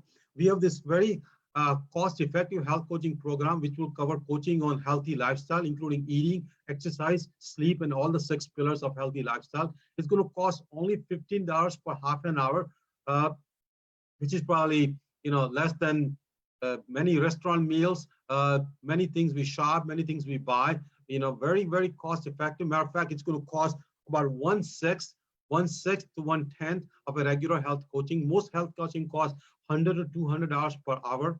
It can save you hundreds of dollars per month on many medications, many healthcare costs. It can also prevent many complications of diabetes and make you live healthy and long. It will start July 1st, 2020. If you are interested, please text me at 517-214-9119. Again, this is about our health coaching program. This concludes segment 5 of 13. Please, if you're on YouTube, please watch segment 6 on diabetes. Segment 6 will continue on diabetic medications and diet. If you are watching a Facebook Live, please share with your Facebook page. Invite your friends and family. Also, share our Facebook page to all your friends and family to subscribe to our page. Subscribe to Instagram. Subscribe to our YouTube channel. We have about 30 videos on YouTube channel now. A lot of healthy cooking videos, video on happiness, video on stoicism, video on healthy eating, video on sleep. We have just lots of video, about 30 videos. We're adding probably about 4 to 5 videos a week on YouTube channel. So subscribe to our channel. So and then press the notify button. So whenever I make a new video, you will be notified that I have a new video. They're all about healthy lifestyle. Some of the best videos I've made are already there. So please watch those videos. Again, if you like this seminar, please go ahead and like it or comment it. Ask me questions. I'll be reading all the questions as I finish this seminar. Again, I'm Dr. Shah. This is segment 6. If you're on YouTube, please watch segment 1 to 5. This is segment 6 on a talk on diabetes, a raging pandemic. Again, this is segment 6. I'm Dr. Aajay Shah, and we'll continue on Facebook Live this marathon talk on diabetes, mostly on type 2 diabetes. So let's cover diabetes medications. This is a busy slide. I don't think any of you can read it on the phone. Maybe you can read it on a computer. This is a very busy slide. This slide essentially shows that all the different type of type 2 diabetes medications and type 1 diabetes medications. The most common medicine we use for type 2 diabetes is glucophage or metformin. I'm sure many of you are on metformin if you have diabetes or pre-diabetes. Metformin is a very good drug, very cheap drug. Matter of fact, less than $2 or $3 a month. Matter of fact, it costs less than even a dirt. If you buy dirt at a Home Depot, dirt costs more than metformin. Again, just interesting statistics that dirt at Home Depot costs more than metformin. So if you have pre-diabetes or if you have type 2 diabetes, definitely consider metformin. Metformin has at times some side effects, so stay in touch with your doctor. The other medications are TZD, we call it. One of them is Actos. Some of you might be on Actos. Actos has some issues, but talk to your doctor. The third class is we call DPP-4 inhibitors, and some of you are on those medications like Januvia and some of the other ones. And those are the good medications, some of the newer medications. The next class is SGLT2 inhibitors, Invorkana, Farxiga, Jardiance. Some of these drugs are newer drugs. Talk to your doctor if you want to know more about it. The most common, most old medication is sulfonylurea. In my opinion, sulfonylurea should be avoided as much as possible. If you are on sulfonylurea like glipizide or Glimerel, Gluconase or Micronase, all those medications should be avoided as much as possible. If you are on those drugs, talk to your doctor. There are some newer injectable, we call incretin mimetics like Byetta, Victoza. Those medications are some of the newer medications.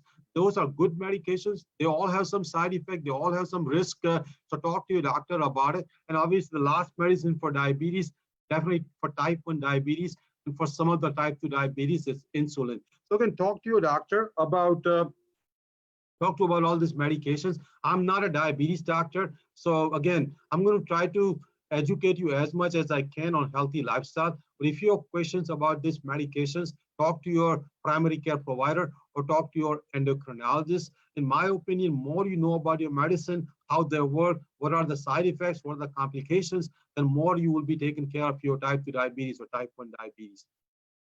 These are some of the highlights of medications that if you are on metformin, which is the most common type of type 2 diabetes, you should be on vitamin B12. You should be on vitamin B12. Vitamin B12. Remember to take vitamin B12. It's just over the counter. You can get a sublingual, which you put under the tongue. All people on metformin. In my opinion, all vegan should be on B12. Also, all vegan. Actually, every American should be on B12. Ask your doctor if you will benefit from one of the newer medication.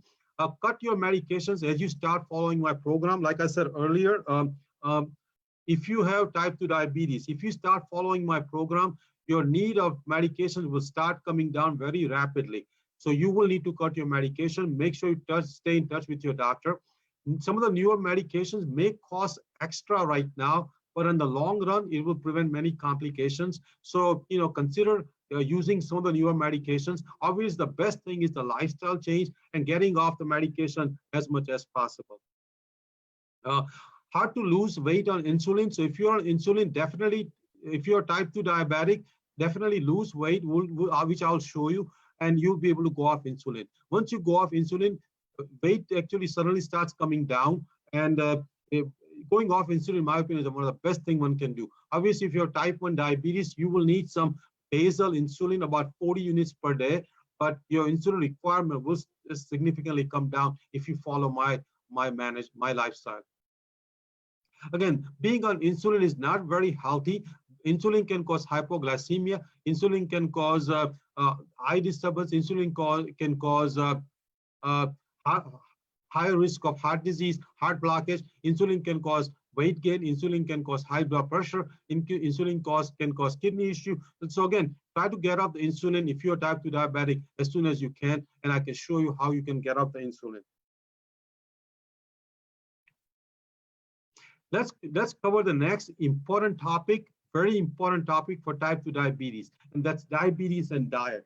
Diabetes and diet. This is, I'm going to have 13 segments on this talk. This part is as important as anything I'll cover in today's talk. Diabetes and diet. Diabetes and diet, one of the most topic of my whole talk. One of the most important topic of my whole talk is diabetes and diet. So again, type 2 diabetes is a disease of what we eat. Type 2 diabetes happens because what we eat. And therefore, the treatment will be what we eat also. Again, what we eat causes diabetes. So how we fix the diabetes is also what we eat. Again, this is an important quote from Hippocrates. When the diet is bad, medicine is of no use. When the diet is right, medicine is of no need. And this is so true for type 2 diabetes. Again, when the diet is bad, medicine is of no use. Medicine will not work. Insulin resistance will keep getting worse when the diet is bad. So when the diet is bad, medicine is of no use. But when the diet is right, medicine is of no need. And I'm going to prove it to you. So why most doctors don't talk lifestyle and about eating healthy? Why? Because in my opinion, that's the most important thing. But why most doctors don't talk about it? Number one, doctors get less than 5 hours of nutrition education in medical school. And when I was in medical school, only nutrition thing I learned was macronutrients, carbohydrate, fat, and protein in my biochemistry class, maybe for 2 or 4 hours of lecture. All my nutrition education has happened over the last 3 years at my own choice. No doctors get exposed to nutrition education. Doctors think that nutrition education is done by a dietitian or by a nutritionist. To me, nutrition is the most important pillar of reversing all chronic disease, but most doctors don't have enough knowledge about nutrition. So if they don't have knowledge, how can they talk about nutrition? All doctors need to go to school to learn more about nutrition. And it doesn't require much effort. It requires probably about 40 hours of education on nutrition. There are a lot of online programs, not only for doctors, but even for a layperson to learn about nutrition. So learn more about nutrition. Number two, doctors don't get paid to talk about lifestyle. In America, when I do a procedure, if I put a stent, I get $1,000. But if I talk half an hour about nutrition, I get $10. So most doctors, I hate to say that, most doctors are going to do which is going to make them more money. So again, doctors don't get paid. Number three, doctors don't have time. We are required to see more and more patients. We are given 15 minutes to see a patient. How can we cover nutrition in 15 minutes? Within 15 minutes, we have to talk about the whole body. Talk about diabetes, talk about high blood pressure, talk about cholesterol, talk about arthritis, talk about sleep, talk about if a person smoked, about smoking. We will cover everything in 15 minutes. So we're going to only talk what the patient complains. We're not going to talk about nutrition. We're not going to talk about lifestyle. Many doctors don't follow a good nutrition themselves. Many doctors don't follow the good nutrition themselves. Many doctors don't exercise. Many doctors don't sleep well. So if they're not a good example, how can they talk about it? More importantly, many doctors are brainwashed and influenced by big pharma industries. They are brainwashed and influenced by big pharma industries. And they're very centric on pills and procedures. Most doctors prefer pills and procedures over lifestyle change because pills and procedures are very easy to prescribe. I can write a cholesterol medicine in 1 second, but it will take me 1 hour to teach how to eat healthy to lower the cholesterol. And obviously, I'm going to do something which is very easy. Just like most people eat fast food and they have a fast shopping, same way most doctors prescribe pills and do procedures because that's an easy thing to do. You get paid more to do that. So again, these are the reasons doctors don't prescribe healthy lifestyle and healthy eating. Your doctor should do that. You need to find a doctor who believes in healthy lifestyle and eating healthy. So again, this calories in, calories out model concept is very important. This model does not work because typically when in a closed container, this model works. For example, if you put 100-calorie French fries in a closed machine, it will produce 100 calories of energy. But in our body, there are a lot of influence, a lot of hormonal influence, a lot of microbiome influence, and many other influence. So what we eat many times has a different fate in terms of how it's conserved, how it's used up. And again, that's eating 100 calories of cookie and 100 calories of broccoli is not same on the health. Even though they both are isocalorie, that means they both have the same calories. Both have 100 calories. 100 calories in cookie, 100 calories in broccoli, but they have different effects on our health. So what is the diet I recommend for type 2 diabetes? And even for all diabetics, what is the diet I recommend?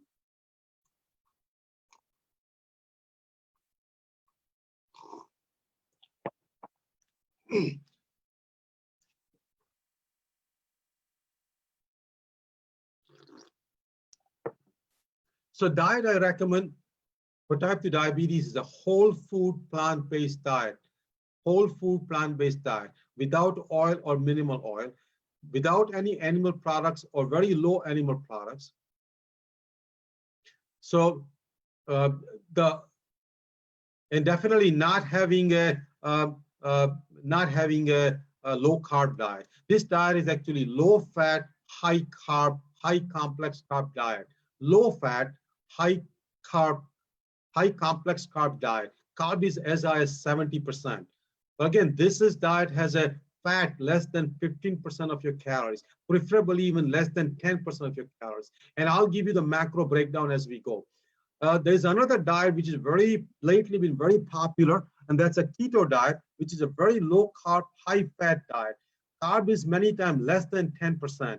This diet has a lots of animal product, lots of saturated fat. In my opinion, this diet is not the right diet. Obviously, jury is almost out. Science is almost decided. The keto diet is not a healthy diet. But if you are on a keto diet, talk to your doctor, read more about it, understand my lecture, understand my evidence-based approach, understand what the science speaks, and then make your own decision. But in my opinion, keto diet is not the right diet if you have type 2 diabetes, if you have insulin resistance, if you're insulin resistant. And I will go as I go more on the keto diet. Again, we have to go based on evidence, based on science, based on data. And it has to be a practical approach also. So caloric excess is the major reason for obesity and type 2 diabetes. Like I said, we eat about 500 more calories every day compared to what we used to eat 40 years ago. So we need to lower calories in our diet. If your body mass index is about 25, and even preferably about 22, you need to eat less calorie to bring the body mass index below 25. And you can eat about 500 calories less per day if your body mass index is about 25 to lose about 1 pound per week. So again, we all need to lower the calories. We all need to lower calories. I will talk about what type of food we should eat, but we definitely need to eat less. We definitely need to eat less. We all need to eat less calories. If your body mass index is about 25, start eating 500 less calories per day, even up to 1,000 less calories per day. Definitely, we need to eat less calories. Again, whole food plant-based diet is what I recommend. Whole food plant-based diet, and I'll show you what it means. No added sugar, only whole intact grain, and I'll show you also what intact grains are. Definitely having complex carb of about 70 to 80%, fat no more than 10 to 15% of the total calories, and protein 10 to 15% of calories. This is the macro ratio I recommend. This is based on science. This is based on evidence. This is based on data. This has been tested. This is based on many epidemiologic studies. This is based on what we used to eat 100 years ago. So again, complex carbs 70 to 80%, fat 10 to 15%, protein 10 to 15%. In my opinion, fat should be less than 15% of our calories, ideally less than 10%. This is exactly opposite of keto diet. Keto diet has a fat almost 60%. Again, keto diet has a fat almost 60%. In my opinion, fat should be less than 15%. Ideally, if you have a type 2 diabetes, which is not coming under control, lower your fat to less than 10%. Saturated fat should be less than 10 grams per day. Saturated fat should be less than 10 grams per day. Protein maximum 70 grams per day, and it should be hopefully all plant-based protein. If you have animal-based protein, try to eat as small amount of animal-based protein as you can. I don't want all of you to go vegan, but at the same time lower your animal products. Definitely, I'm against keto diet, so no keto diet. No processed food. Like I said in my lecture, we all eat lots of processed food, so avoid processed food as much as possible. Definitely have enough water. Have minimum 64 ounces of water intake. Obviously, if you have any condition where you cannot take too much water, talk to your doctor about it. And even though nuts are healthy for you, but if your body mass index is about 22, don't eat nuts. You can get omega-3 from flax seeds. You don't need nuts. If you eat whole food plant-based diet, your omega-6 intake is not that very high, and you may not need that much omega-3. So again, if your body mass index is about 22, no nuts, because nuts are very calorie dense food. Definitely no oil. We'll talk about oil also. Uh, Try to eat home cooked meals as much as possible. Try to eat 18 out of 21 meals, which is homemade, home cooked meals. Minimal or no animal products. Definitely avoid dairy as much as possible. Like I said, no oil, no margarine, no Crisco, and we'll talk about trans fat also. You should take your lunch from home, homemade lunch from home. And actually, if you follow this whole food plant-based diet, blood sugars start to come down very quickly, even before you lose your weight. So just changing your diet, your sugars will start coming down. Like I said, even if you don't lose weight that quickly, your sugar will start coming down if you start eating whole food, plant-based, no oil, with a very low saturated fat, very low fat. This again concludes the segment. This is again reflection that you start to feel that it's not the carbohydrate, but it's the fat in the diet which leads to insulin resistance and type 2 diabetes. So again, do you start to feel that it's not the carbohydrate, but the fat which leads to insulin resistance, obesity, and type 2 diabetes? You watch my lecture so far. I hope you start to understand carb is not the enemy. It's the simple carb, white flour, white rice. It's the fat, it's a saturated fat, which is going to cause the insulin resistance and type 2 diabetes. So again, carb is not our enemy. What type of diet do you follow? Do you follow keto diet? Do you follow a lot of processed food diet? How much animal products do you eat? Are you willing to go on a whole food plant-based diet? I'm going to show you how you can eat that. Again, this is our health coaching program. We have a very cost-effective health coaching program, which will cover coaching on healthy lifestyle, about healthy eating, exercise, sleep, and many more. It's only going to cost $15 per hour, which is about 1/6 of a cost. Typical health coaching costs $100 to $200 per hour. It can be weekly, twice a month, or once a month. It can save hundreds of dollars per month. It can save many complications of diabetes, can make you live healthy and make long. Actually, it can reverse many chronic disease. It will start July 1st, 2020. Please text me at 517-214-9119 if you are interested. This concludes our segment 6. Please watch 7th segment on YouTube if you're watching on this YouTube. It will further cover on diet. Please invite your friends and family. Share this live if you're on live right now to your Facebook page. Also, invite your friends and family to like our Facebook page. Reach out to Instagram, Healthy Living with Dr. Aajay Shah. Subscribe to our YouTube channel. Like I said, we already have about 25, 30 videos on YouTube. Watch all of them. They're all about healthy lifestyle. Please like and comment as you watch our videos, as you see our posts. We're also starting now a healthy cooking channel with my wife Jayshree. So stay tuned for that. We'll be showing live cooking 2-3 times a week. We'll be also posting recipes. So again, join our healthy lifestyle movement. Again, I'm Dr. Aajay Shah. This is segment 7 on diabetes. If you are on YouTube, please watch segment 1 to segment 6 in a row. And this is segment 7 on diabetes. This is again diabetes, a raging pandemic. I'm Dr. Aajay Shah.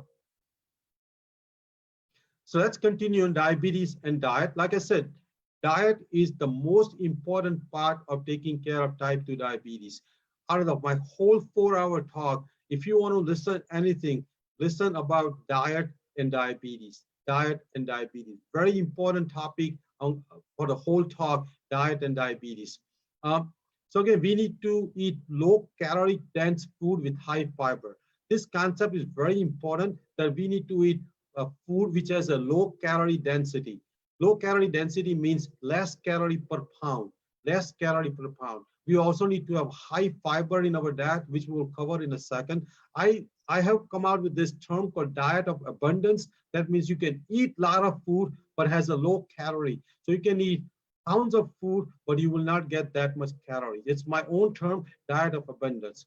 Again, carbohydrate as a macro gives you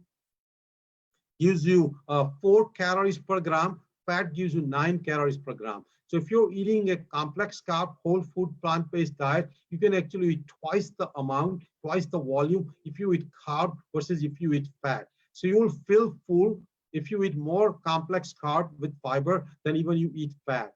And again, nature knows that we should be eating less fat, and that's the reason most natural food has a less fat. All the plants, all the vegetables, all the fruits have very less amount of fat. So again, how many people ask me all the time that how many grams of carb I should be eating? So again, carb is not our enemy. Carb is not our enemy. It's a simple carb. It's a white flour. It's a white sugar. It's a white rice, which we should not be eating. So if you are eating 2,000 calorie diet, 2,000 calories per day, if you're eating 2,000 calories per day, like I said, 70 to 80% of your calories should come from carbohydrate, all complex, whole food, plant-based carbohydrate. So you should be eating about 350 to 400 grams of carbohydrate per day.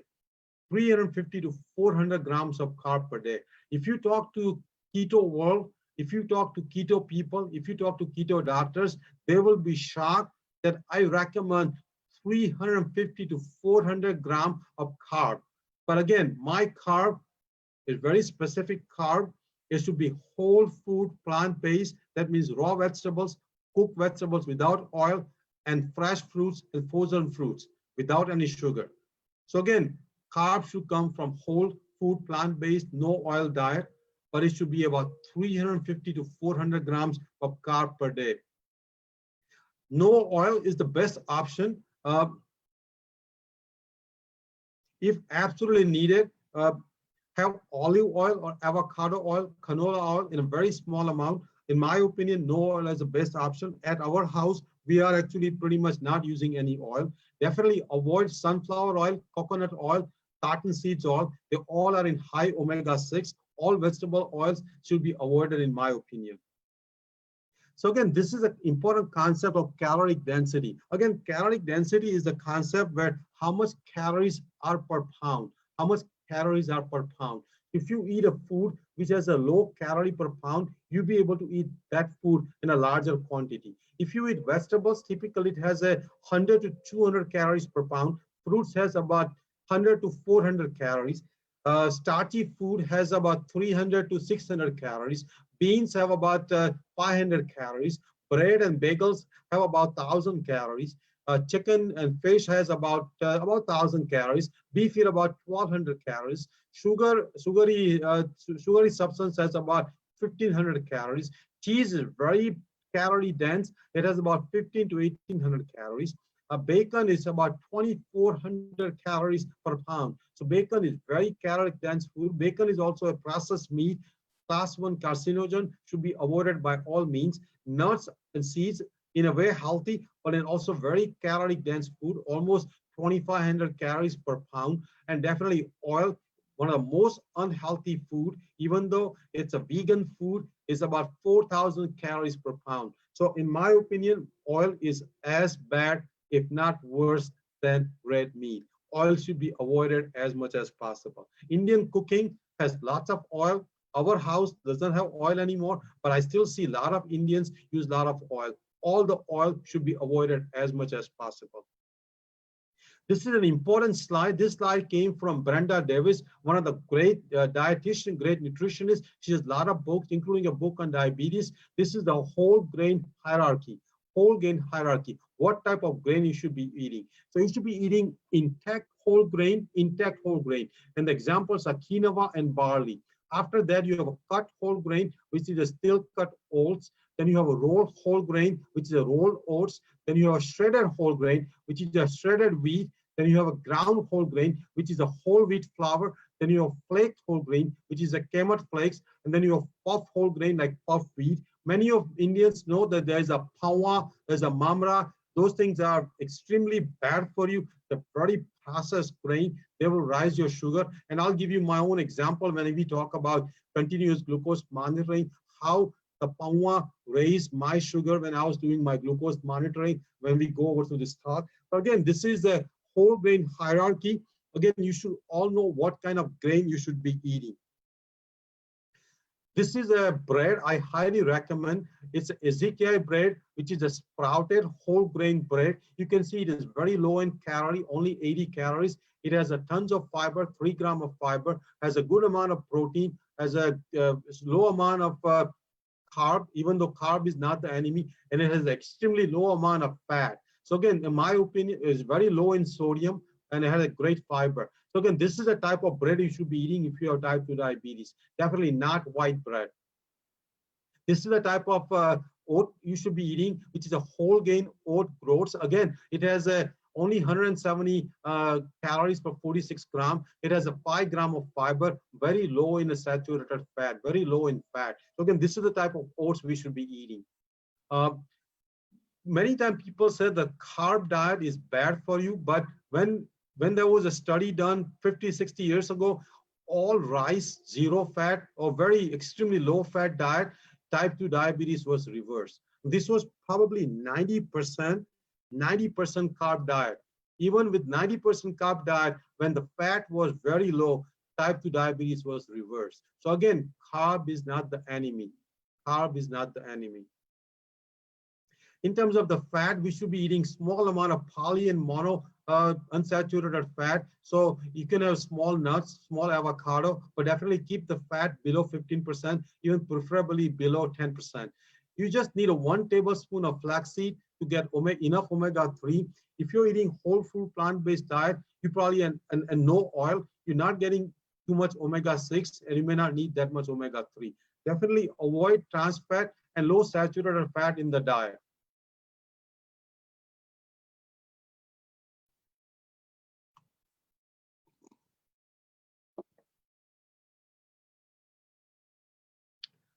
So again, this brings up to the next concept, which is a trans fat. We should be limiting trans fat to less than 1% of our daily calories. Trans fat is bad, which I'll show you in a second. So trans fat is now banned in America.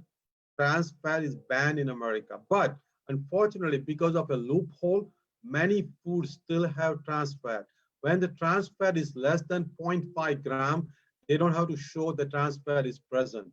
So again, remember the law, remember the rule that if the product has a less than 0.5 gram of fat per serving, they don't have to even say the trans fat is present. And they're allowed to have that product with a very low amount of trans fat. But if you eat multiple servings, if you eat multiple different food with a low amount of trans fat, eventually you will accumulate enough trans fat in your diet, which is bad for you. So for 2000 calorie diet, we should be eating less than 2 grams of trans fat. So how much, what does the trans fat cause? Trans fat can cause inflammation, which can lead to many joint pain, joint swellings, many other issues. Trans fat can lead to insulin resistance and type 2 diabetes. Trans fat can lead to many heart problems, including heart attack. Trans fat can lead to obesity and can lead to increased visceral fat. Trans fat can lead to high levels of bad cholesterol. Trans fat can lead to changing your microbiome, the healthy bacteria in your gut. Trans fat can lead to many types of cancers. So again, trans fat is really bad for you. Trans fat is really bad for you. So this is the source of trans fat in our diet, and we eat multiple different type of items every day. I don't, but many Americans do, and those things include uh, cakes, crackers, and cookies, margarine, fried potatoes, potato chips, household shortening, salad dressing, breakfast cereal, candies, and many animal products. So many Americans eat a lot of these products every day. So their total trans fat per day is definitely higher than what is safe.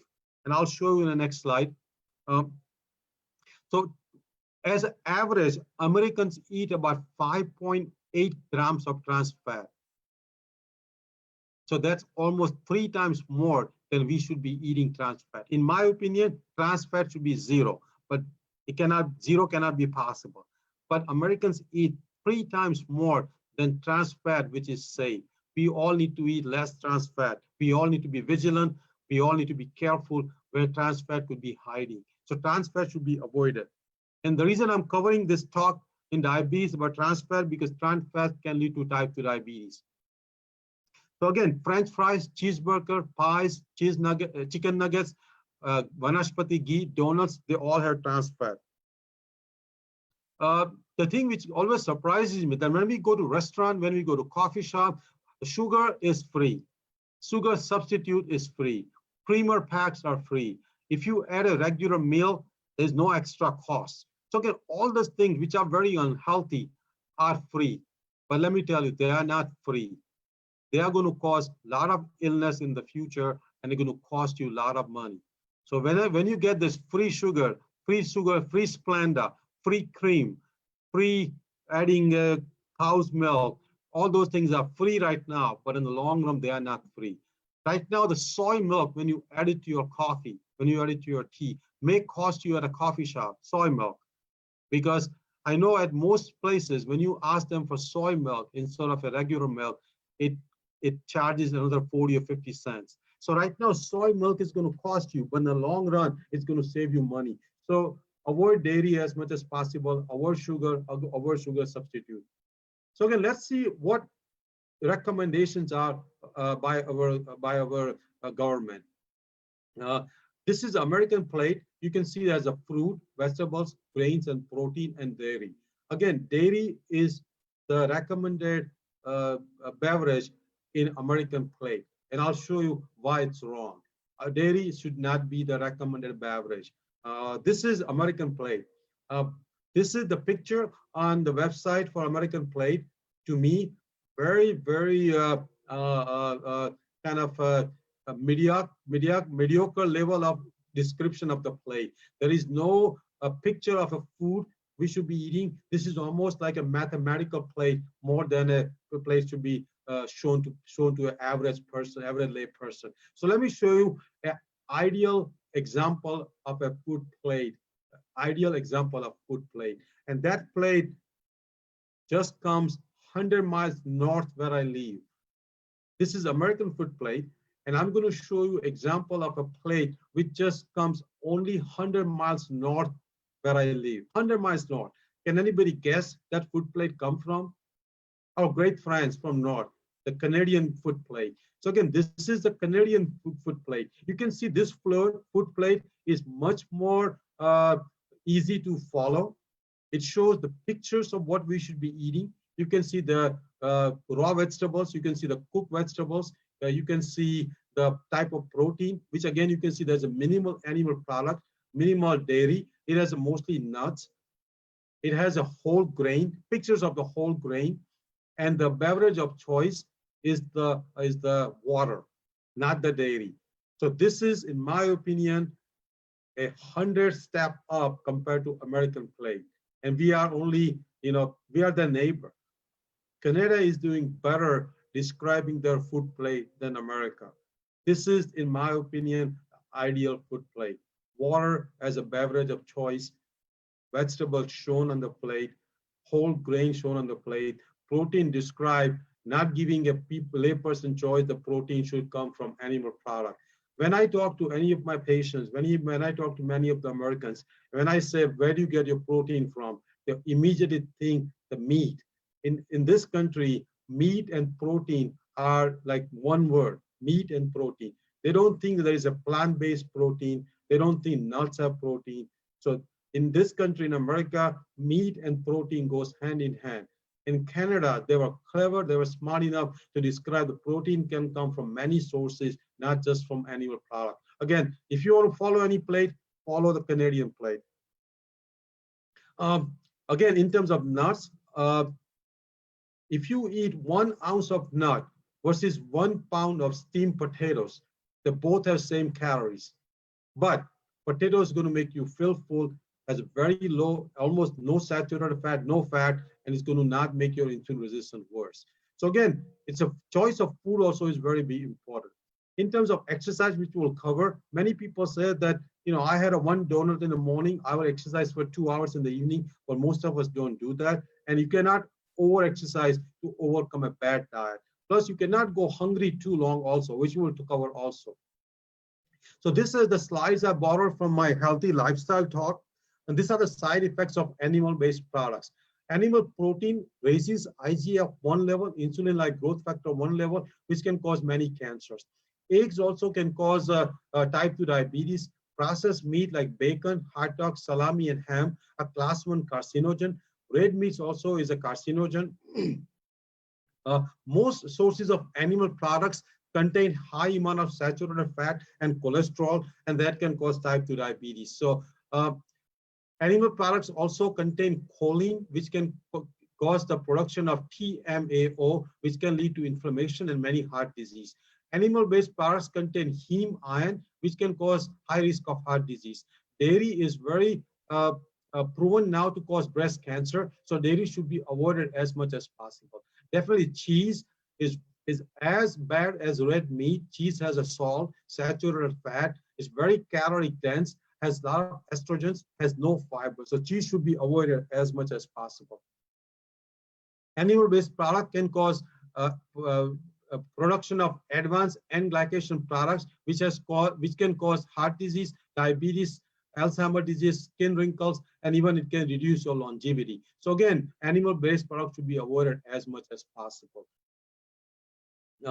Let's talk about keto diet. This is, again, I don't want you to think that I'm biased about it. I researched and read everything on low carb diet. I read textbooks on diabetes. I read a lot of articles. I watched a lot of YouTube videos. So this is my humble opinion on keto diet. Obviously, you can be your own judge. You can be asking your own doctor.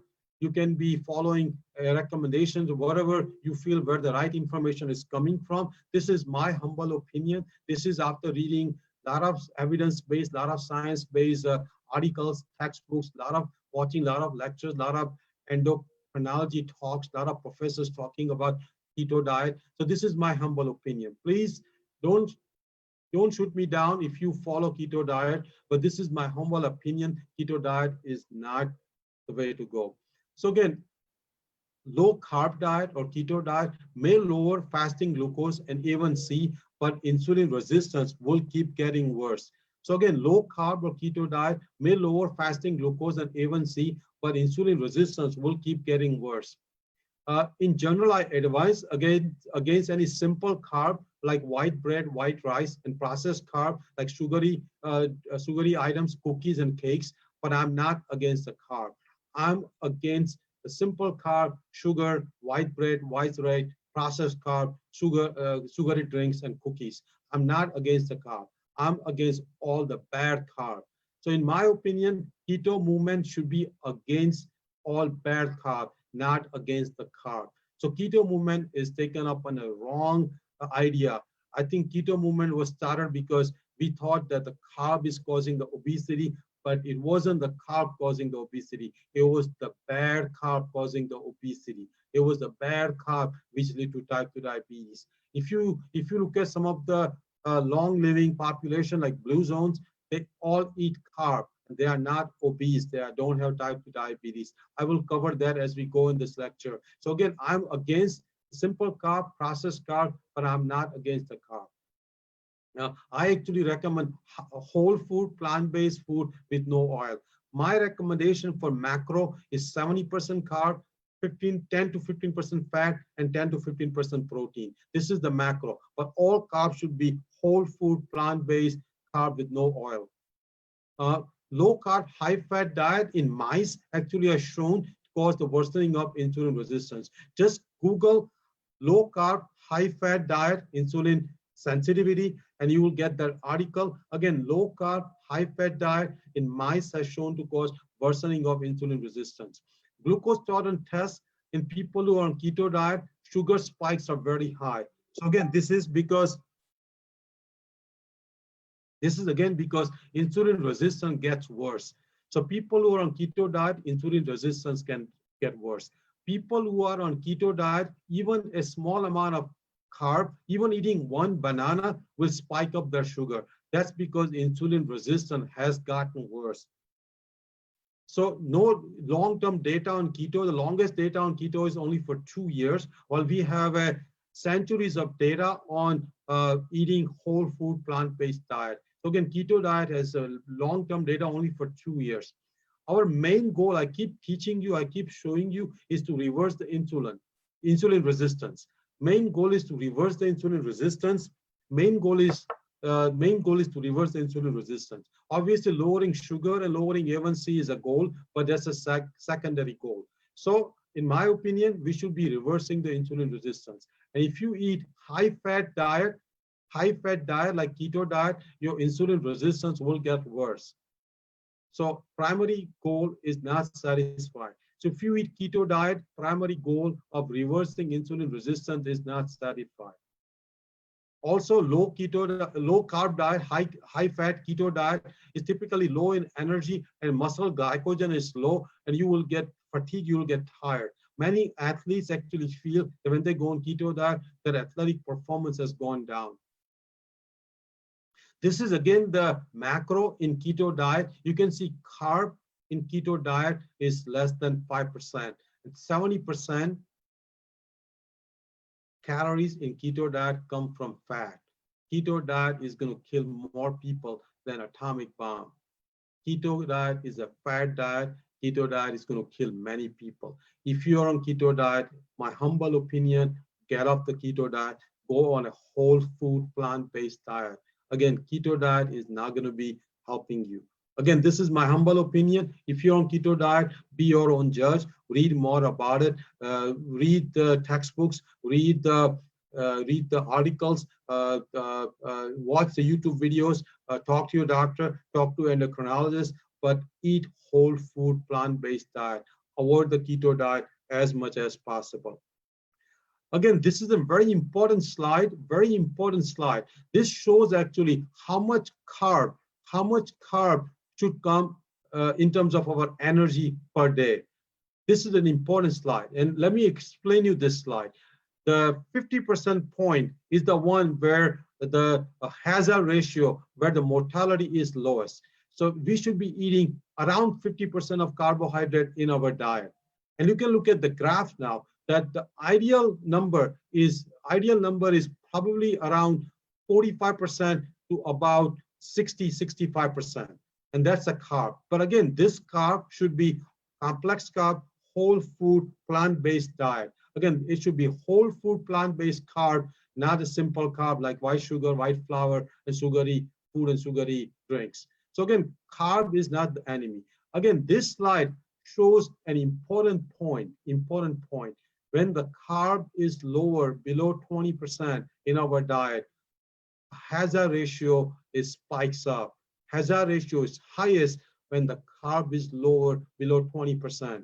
So again, if keto diet is good for you, how come the hazard ratio is almost 3 or 4 times more than a high carb diet? So again, keto diet is going to hurt more people than to help people. This slide clearly shows that people who are on a very low carb diet, their hazard ratio, their mortality is very high. So in my humble opinion, people or doctors who recommend high fat, low carb diet are not right. It may make you lose weight. It may lower your sugar. It may lower your A1C, but your insulin resistance will keep getting worse. Long term, because of high fat, high saturated fat, a lot of animal products, it will lead to many complications, including heart attacks. Plus, long-term keto is not sustainable because keto diet typically is a low volume diet. The amount, the weight of or pounds of the food you eat is very small. It will not, because it has a very low fiber, because it has a lot of animal products, a lot of high calorie dense food. So it will not keep you full and it will not be sustainable. People who eat keto diet typically complain that they are not getting full, they're not getting enough satiety, and you cannot have it long term. In my opinion, people follow keto diet for a few weeks, few months when they are very excited, but long-term keto diet is not sustainable. Long-term, the diet can be sustainable when you can eat a lot of food, not have a lot of calories, have a lot of fiber, very low in calorie per pound, and you can have a lot of fresh vegetables, a lot of cooked vegetables, a lot of fruits. That diet is more sustainable, has been sustained for last thousands of years. So keto diet is a fad diet. Keto diet is nothing but an old Atkins diet. Atkins diet has come and gone. Matter of fact, Atkins Corporation has declared bankruptcy because we have realized Atkins diet was a bad diet. Keto diet is nothing but Atkins diet with new clothes. So avoid keto diet as much as possible. So this is an important slide that type 1 and type 2 diabetes. This is the concept of carb to insulin ratio. And this reflects how your insulin sensitivity is, because it's hard to measure insulin sensitivity, and you can have this carb to insulin ratio as how sensitive you are. Typically, we do it for type 1 diabetes, but if you're type 2 diabetes and if you're on insulin, this can tell you how your insulin sensitivity is. So the way you calculate this ratio is how much insulin you need for total carb eaten per day. So how much insulin you need for total carb eaten per day. So again, if, for example, if you're eating 300 grams of carb, and if you are on 30 units of insulin, your ratio is 300 divided by 30, so ratio is 10. People who go on a keto diet, their carb to insulin ratio shoots up. And that's because their insulin sensitivity goes down. So in my opinion, based on carb to insulin ratio, I can clearly tell you that when you go on a keto diet, your insulin sensitivity goes down. Like I said, people who are on keto diet, eating even one banana spikes up their sugar. So keto diet worsens your insulin resistance. So my reflection is based on my teaching you so far, based on what you have read, based on science, what do you think of keto diet? Give me your honest opinion. Try to convince me why we should be following keto diet. In my opinion, keto diet is not a healthy diet. Second is, do you think high amount of saturated fat in keto diet will make insulin resistance worse? If you watch my previous slides on previous YouTube videos on the same talk, do you think the fat, because of fatty acid in the cells, in muscle cell, liver cell, pancreas cell, will make the insulin resistance worse? And my next question to you is, what is your guess on your macro breakdown in your diet? I know if you are typical American, your carb is very, your fat is almost 30%, 35%, 35%, and your simple carb is very high, protein is very high, and whole food plant-based is probably less than 5%. So that's your macro breakdown if you're a typical American. I showed you the slides on trans fat. Do you eat a lot of food with trans fat? Definitely be very vigilant about trans fat. And how much processed food do you eat? If you're an average American, you eat about 65% calories from processed food. Processed food needs to go. Processed food needs to go. So again, this was the reflection of the current segment. This brings to our health coaching program. We have started this very cost-effective health coaching program, which will cover coaching on healthy lifestyle, which will cover healthy eating, exercise, sleep, and many more, all the 6 pillars. It's going to cost only $15 per hour, almost 1/6 of a cost. Typical health coaching costs about $100 per hour. It can be weekly, twice a month, once a month. It will be based on a Zoom call, it can save you thousands of dollars per month, many complications of diabetes, and can make you live long and happy and healthy. It will start July 1st, 2020, in about a month from now. Please text me if you're interested at 517-214-9119. Please text me if you are interested. This concludes our current segment, segment number 7. We have total 13 segments. If you're on YouTube, please go to segment 8 on diabetes on YouTube. That segment 8 will cover diet and reversal of type 2 diabetes. Please invite your friends. If you're watching live, please share to your page so other people can watch it. Invite your friends to like our Facebook page. Reach out to Instagram, reach out to our YouTube channel. We have posted about 30 videos on YouTube. Now they're all about healthy lifestyle. Watch all the videos as you have more time. Definitely like and comment as you watch all of our videos and watch our posts. Ask questions. I read every comment. I take social media very seriously, and I've taken up this mission to make as many people as healthy. So join our movement. Again, this is Dr. Aajay Shah. This is segment 8. If you are on YouTube, please watch segment 1 to segment 7 in a row, so that way you can get the complete picture on diabetes. This is a talk on diabetes, a raging pandemic. Again, I'm Dr. Aajay Shah. So again, I'm going to show you a 6-week plan to reverse the type 2 diabetes. 6-week plan to reverse the type 2 diabetes. If you follow this 6-week plan, I can assure you, I can almost guarantee you that your insulin will go away. You will be going on less and less medications. You will need to talk to your doctor on a regular basis so your doctor can cut your medications. only for 6 weeks. People who have diabetes for 10 years, 15 years, 20 years have reversed their type 2 diabetes in 6 weeks. How can we do that? This is going to be a very strict program. This is going to be a very disciplined program. So again, if you are very disciplined, if you're very motivated, follow this 6 weeks. I'll show you. This is a kind of a little blurry page, but this page came from a book by Dr. Joe Furman, one of my major mentor, major giant in healthy lifestyle, Joe Furman. This page came from It to Live, page 216. This is my most favorite page right now for the last 3 years.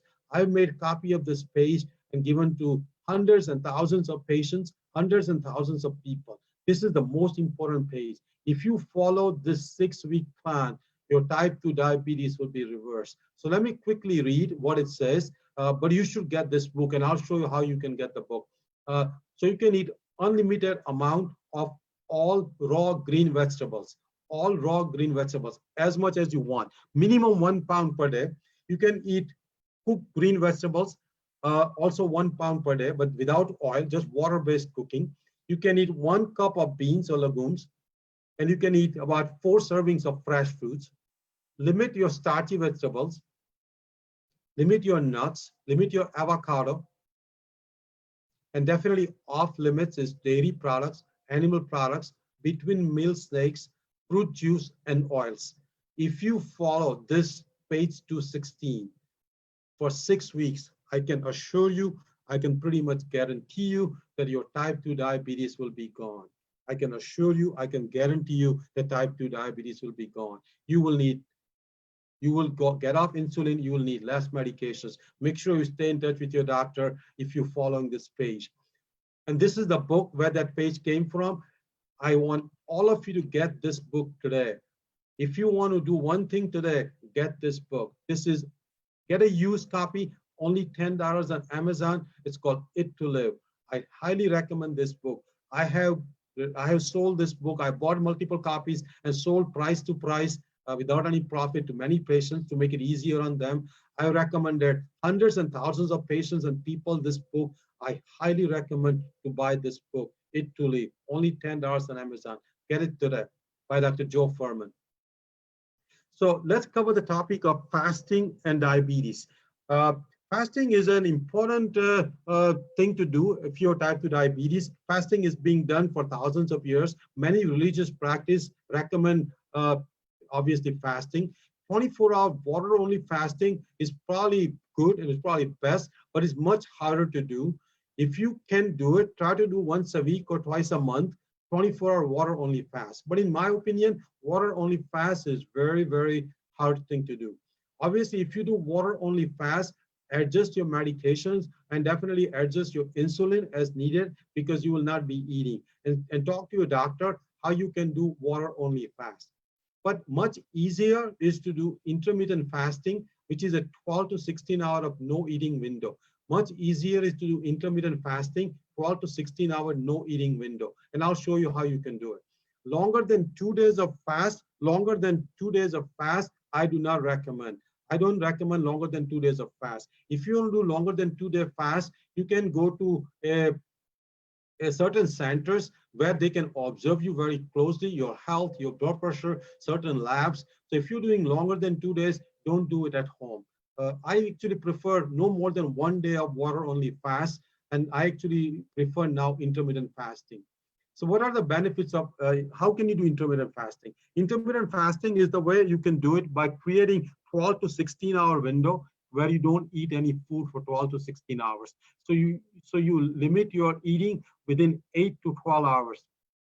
There are a lot of benefits, including weight loss, a better sleep, prevention of diabetes, pre-diabetes, lowering cholesterol, lowering blood pressure, lowering cancer rate, better brain function, and actually it can also increase your longevity. So intermittent fasting is definitely a right thing to do. Definitely avoiding late evening and night meals is must. Ideal meal pattern, in my opinion, should be eating large breakfast, healthy breakfast, obviously, which I'll show you also, having medium lunch and having the lightest dinner, and definitely not eating nighttime. What are the supplements I recommend? There are certain supplements called, one of them is amla, which is an Indian gooseberry. Amla, very good for insulin sensitivity. Chromium, definitely vitamin D if you're not getting enough sunlight. B12 for all vegans, and if you are metformin, in my opinion, B12 should be taken by all Americans, everybody. Cinnamon, ashwagandha, giloy, berberine, and definitely we should be getting micronutrients from vegetables and fruits. In terms of alcohol, zero amount is ideal. If you are type 2 diabetic, definitely avoid alcohol as much as possible. If you like to have once in a while an alcoholic drink, avoid high calorie drinks like beer, wine, or mixed drinks with sugars. If you like once in a while drink, try the low calorie drinks like whiskey, bourbon, or vodka. Definitely no more than one drink once or twice a week. Alcohol has 7 calories per gram, not ounce, 7 calories per gram. So alcohol is more than a carb, 7 calories per gram. Alcohol definitely is an empty calorie, it doesn't provide you any micronutrients. So alcohol definitely should be avoided as much as possible.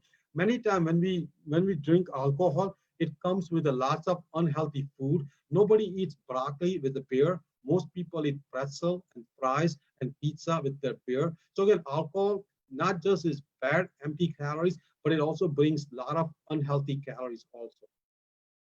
In terms of stress management, it's very important because stress can lead to much emotional eating. Stress can lead to less exercise, poor sleep, and chronic inflammation, which will all make insulin resistance worse, raise your blood sugar, and raise your A1C. So stress management is very important if you have type 2 diabetes. Stress management is actually one of the important pillar of healthy lifestyle. Also, in terms of depression, depression is a major risk factor for causing diabetes and worsening of sugar and A1C. So depression should be definitely treated. There are different ways of coping with stress and coping with mental issues. Obviously, one of them is meditation, use counseling, using antidepressant if necessary. But again, stress management is very important for type 2 diabetes. Relationship is also very important. Again, relationship is an important pillar of healthy lifestyle. Having a good spouse, having a good life partner, family, and friends are very important. It lowers stress. It provides support and outlet. So definitely find friends with diabetes and see if you can make a team to treat and reverse the type 2 diabetes. Role of family, I think as a family, we eat together, we cook together. So what we eat as a type 2 diabetes also becomes important, what we eat as a family. Family can remind you, if you're type 2 diabetes, to check sugar frequently and take your medications.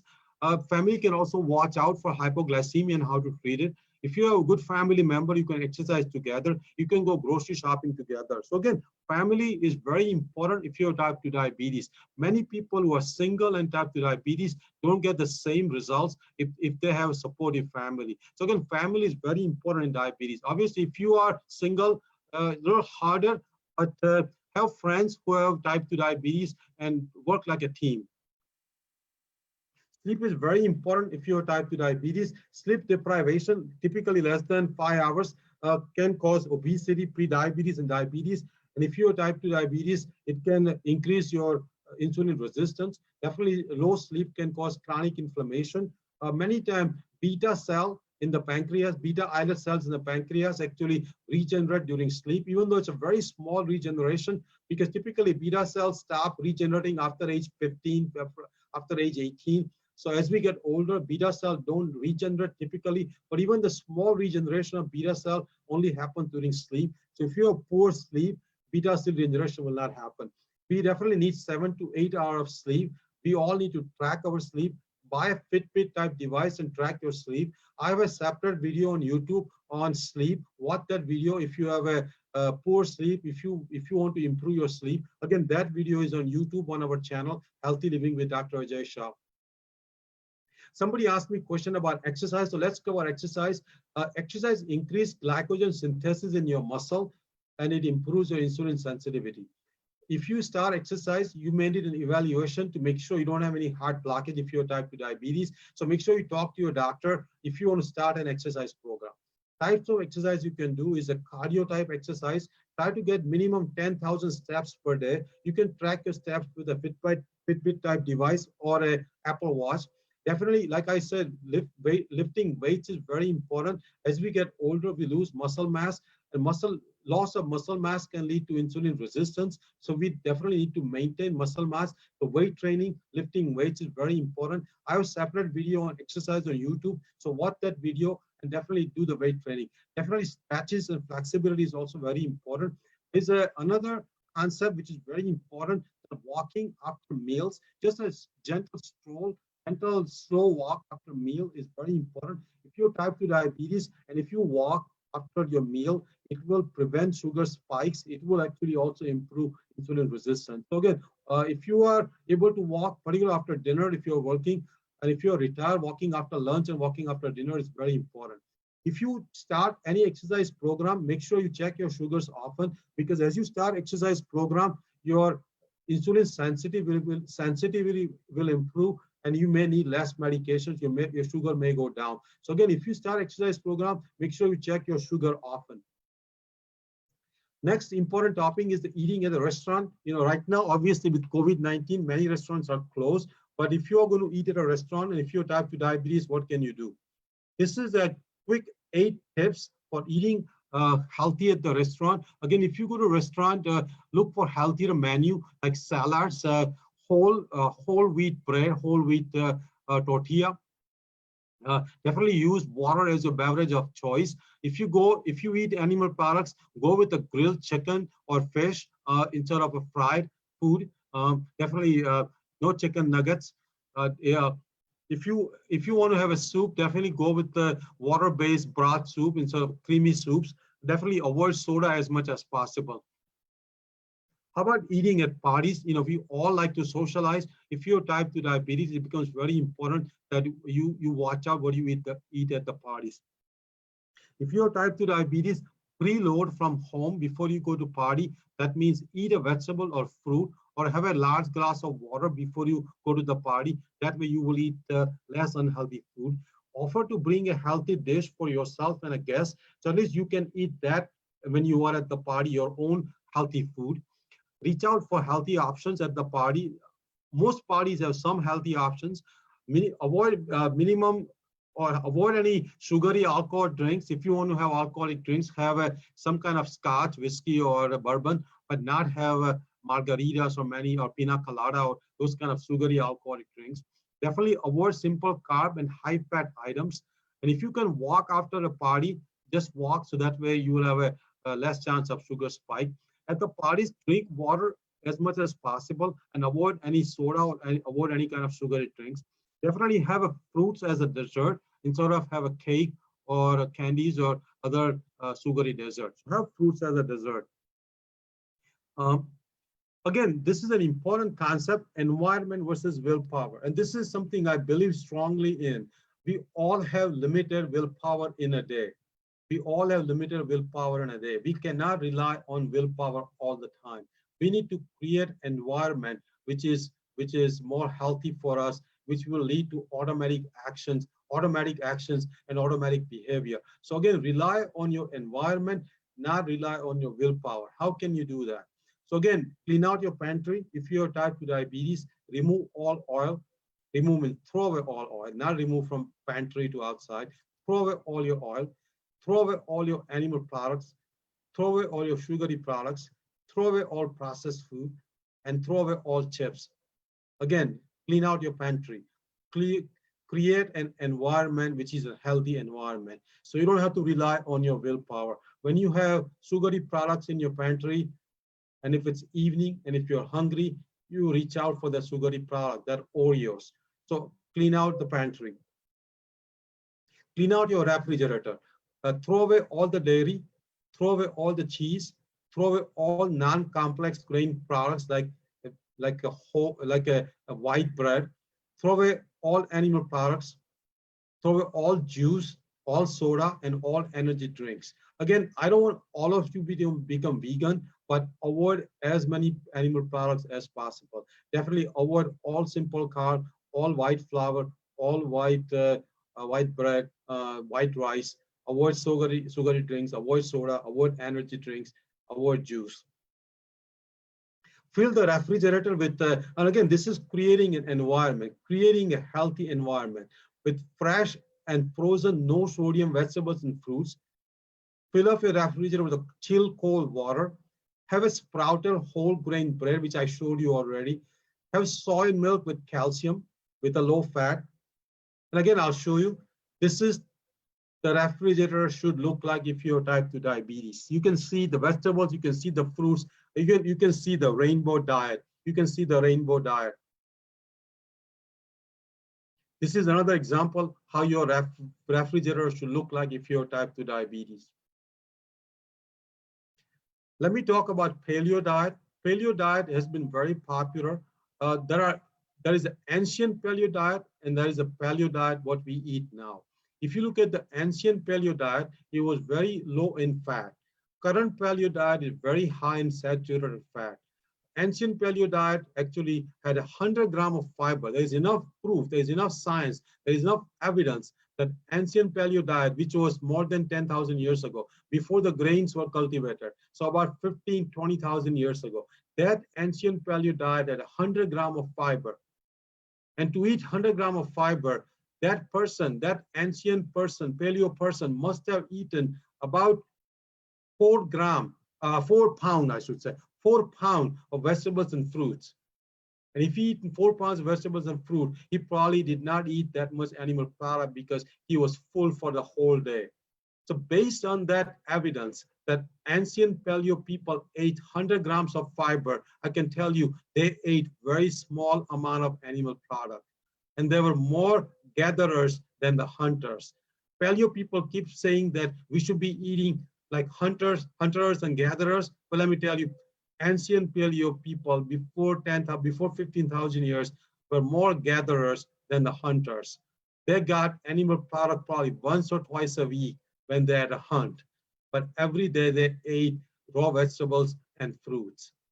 They ate raw vegetables and fruits. So they did not eat that much animal product. The current paleo diet recommends lots of animal product. That should be avoided as much as possible. The other thing is ancient paleo people 15,000 years ago walked probably 15 miles per day. Paleo people now walk 3,000 steps per day. So paleo people 15,000 years ago needed a lot of calorie dense food. Paleo people now don't need that calorie dense food. And animal products in a current paleo diet is very calorie dense food. So again, if you're not eating 15 miles per day, don't go on a paleo diet. Don't go on a paleo diet. Like I said, ancient paleo people were gatherers, not hunters. Plus, ancient paleo people died at 35 to 40. We are not living that less. We are living in our 80s and 90s and 100s. So we cannot compare the paleo people because the effects of diet on young people versus the effect of diet on 80-year-old people, 70 or 60-year-old people is different. The paleo diet, just like keto diet, is no keto diet, no paleo diet. I do not recommend paleo diet. I highly avoid all of us eating keto and paleo diet. So again, this is the end of segment 8 of 13. Watch segment 9 now. It will cover, again, a reversal of type 2 diabetes. If you're on Facebook Live, thanks for hanging in. I've been doing it for almost 3 hours now. We still have a long way to go. If you are live, share on your page, invite your friends to like our page, go to our Instagram, go to our YouTube channel, subscribe to YouTube channel. I have about 25, 30 videos on it, all healthy lifestyle. Please like and comment. Please have questions. I'll answer all the questions. I'll answer all the comments. Again, this is about our healthy coaching program. We have a very cost-effective healthy coaching program about healthy lifestyle, about healthy eating, exercise, sleep, and all the 6 pillars. It's going to cost only $15 per half an hour. Most health coaching program costs $100 to $200 per hour. This will be only $15 for half an hour. It can be weekly, twice a month, or once a month. It can save you hundreds of dollars per month and many complications of diabetes and make you live healthy and long. It will start July 1st, 2020. If you are interested, please text me at 517-214-9119. Thank you. Again, I'm Dr. Shah. This is segment 9 on Diabetes Talk. If you are on YouTube, please watch segment 1 to 8 and then come to segment 9. If you're on Facebook Live, we will continue with our segment 9. Thanks for hanging in there. I know many of you have come and gone. Many of you have come and gone. This talk has been going on for 3 hours, and we are on segment 9 now. So what other medications type 2 diabetics should be on? What other medications type 2 diabetics should be on? One of them is aspirin. Obviously, check with your doctor, but if you're type 2 diabetes, one should consider aspirin. If you're type 2 diabetes, taking statin type medication, like for example, Lipitor or Crestor is also important. If you're type 2 diabetes and if you're high blood pressure, taking certain type of high blood pressure medication to prevent the kidney complications is also important. Those medications are we call ACE inhibitors or ARB or angiotensin receptor blockers. So again, talk to your doctor what other medication you should be on if you're type 2 diabetes. Now let's talk about reversal of type 2 diabetes. We talked about management of type 2 diabetes, how you can manage your type 2 diabetes, how you can reverse insulin resistance, how you can lower the need of medications, how you can stop the insulin. So I covered a lot of management of type 2 diabetes. But again, I'm going to show you now with next few slides, reversal of type 2 diabetes, reversal of type 2 diabetes. So if you are overweight, if your body mass index is about 22, bring down the body mass index to 22 or below. That itself will help you most to reverse the type 2 diabetes. That itself will help you most to reverse type 2 diabetes. That means eating less calories, about 500 less calories per day, up to 1,000 less calories per day. So that will make you lose 1 to 2 pounds per week. We are not in a hurry to lose weight. As long as you lose 1 to 2 pounds per week, eventually you will have enough weight loss. If you lose 15% of your body weight, I can guarantee you, I can assure you, type 2 diabetes most likely will be gone. Just 15% of your body weight. Less than 10 to 15% fat in your diet if you want to reverse type 2 diabetes. Less than 10 to 15% of fat in that, that means no keto. This will remove fat from the cells. It will make your cells insulin sensitive. If you are reversing type 2 diabetes, check insulin level before you start metformin to make sure insulin level is come down below 5. If your insulin level is above 5, you still have some insulin resistance and you may have to continue taking metformin. This is an important concept. Read more about it. Again, if you are reversing your diabetes, don't stop your metformin unless your insulin level is below 5, preferably below 2. So again, you need to lose only about 15% of your weight to reverse the type 2 diabetes. In most cases, to go off the medications. And this is very simple. If you are 200-pound person, you need to lose only 30 pounds. So if you lose 30 pounds, your diabetes, type 2 diabetes can be gone. If you have 10 years of type 2 diabetes, if you have 20 years of type 2 diabetes, if you're on insulin, if you're on 2 or 3 expensive drugs, if you are 200 pounds, just lose 30 pounds and your type 2 diabetes will be gone. Almost all cases, 90+ cases, type 2 diabetes will be gone. So let's see how you can lose weight. Obviously, you can take an extreme measure, which is a bariatric surgery. So after bariatric surgery, type 2 diabetes resolves in 2 weeks. 2 weeks before even any major weight losses happens. And that's because lowering fat in the diet, lowering calories in diet. So if you go on a low calorie, low fat diet, you can reverse the diabetes very quickly. You don't have to go through bariatric surgery. Unfortunately, bariatric surgery is becoming very popular, very common. In my opinion, that's a cop-out. Try to avoid bariatric surgery by all means if you can. So how can you reverse the type 2 diabetes with low calorie diet? There's an important study called counterpoint study. I'm going to quickly show you the slides on few studies because that way we know that there is a science, there is evidence-based. If you eat 600 calories per day, which is very hard, very difficult thing to do, most of us cannot go hungry. Most of us will need more calories. But if you eat 600 calories per day, there was a significant reversal of type 2 diabetes.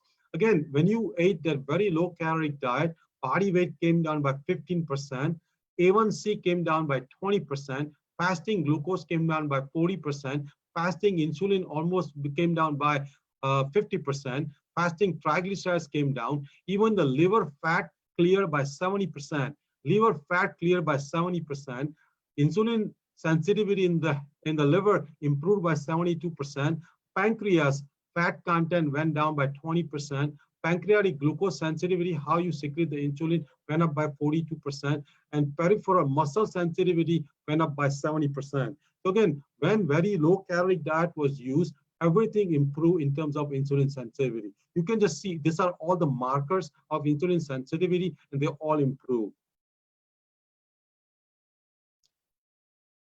Let me go back to this slide. So this was another study with a low calorie diet. You can clearly see that as people lost weight, A1C came down and people almost became non-diabetic.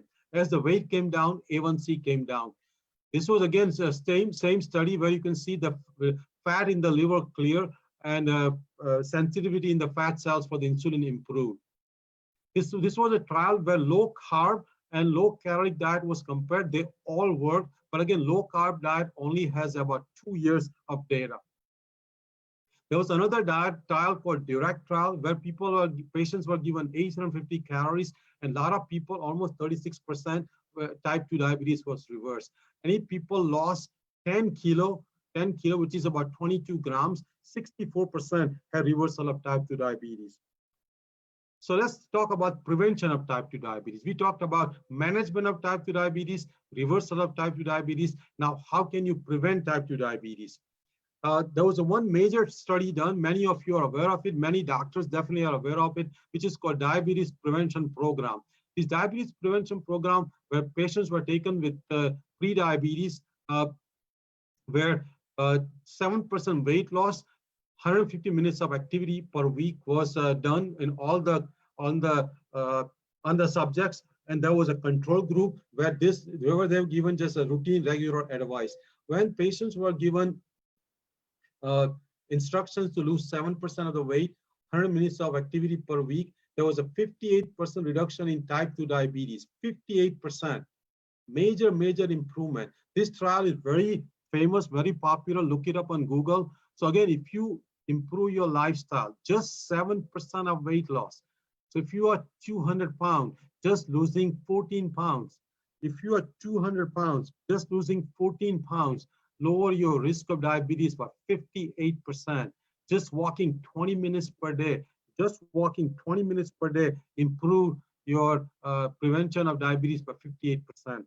There was another arm where metformin was given that also lowered the risk of type 2 diabetes. So if you are obese, if you are pre-diabetic, changing lifestyle and taking metformin will prevent the type 2 diabetes. Matter of fact, Medicare in America, Medicare covers the diabetes prevention program lifestyle.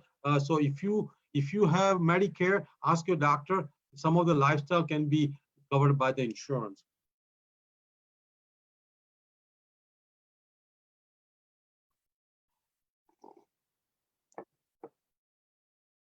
These are again some of the other diabetes prevention program. We already covered the diabetes research from United States. There was another trial in Finland, which also significantly lowered the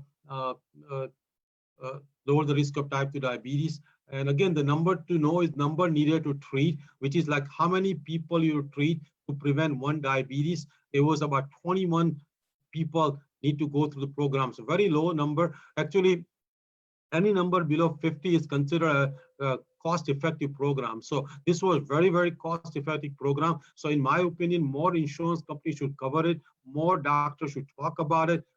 Everybody should get in a lifestyle program to prevent the type 2 diabetes. There was a study in China also, which also prevented type 2 diabetes. So again, when you do the weight loss and physical activity, you will prevent type 2 diabetes. When you have a lifestyle coach, you will prevent type 2 diabetes and you will reverse type 2 diabetes. And that's the reason we have set up our own healthy lifestyle coaching program, which is very cost effective, very cheap actually. So take advantage of it. Everybody needs coaching. It's very difficult to change behavior, very difficult to change habits. We all need hand holding. We all need coaching. So utilize the coaching.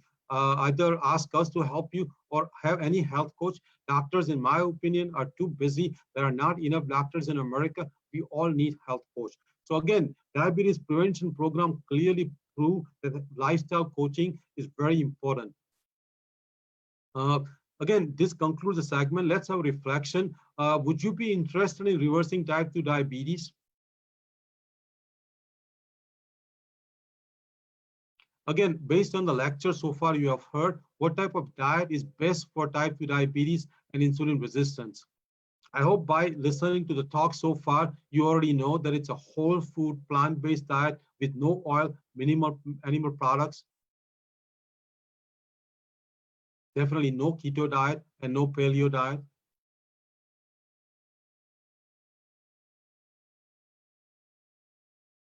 And then definitely you should know that what other medications are important if you are type 2 diabetic, like cholesterol medicine, aspirin, and some of the blood pressure medication.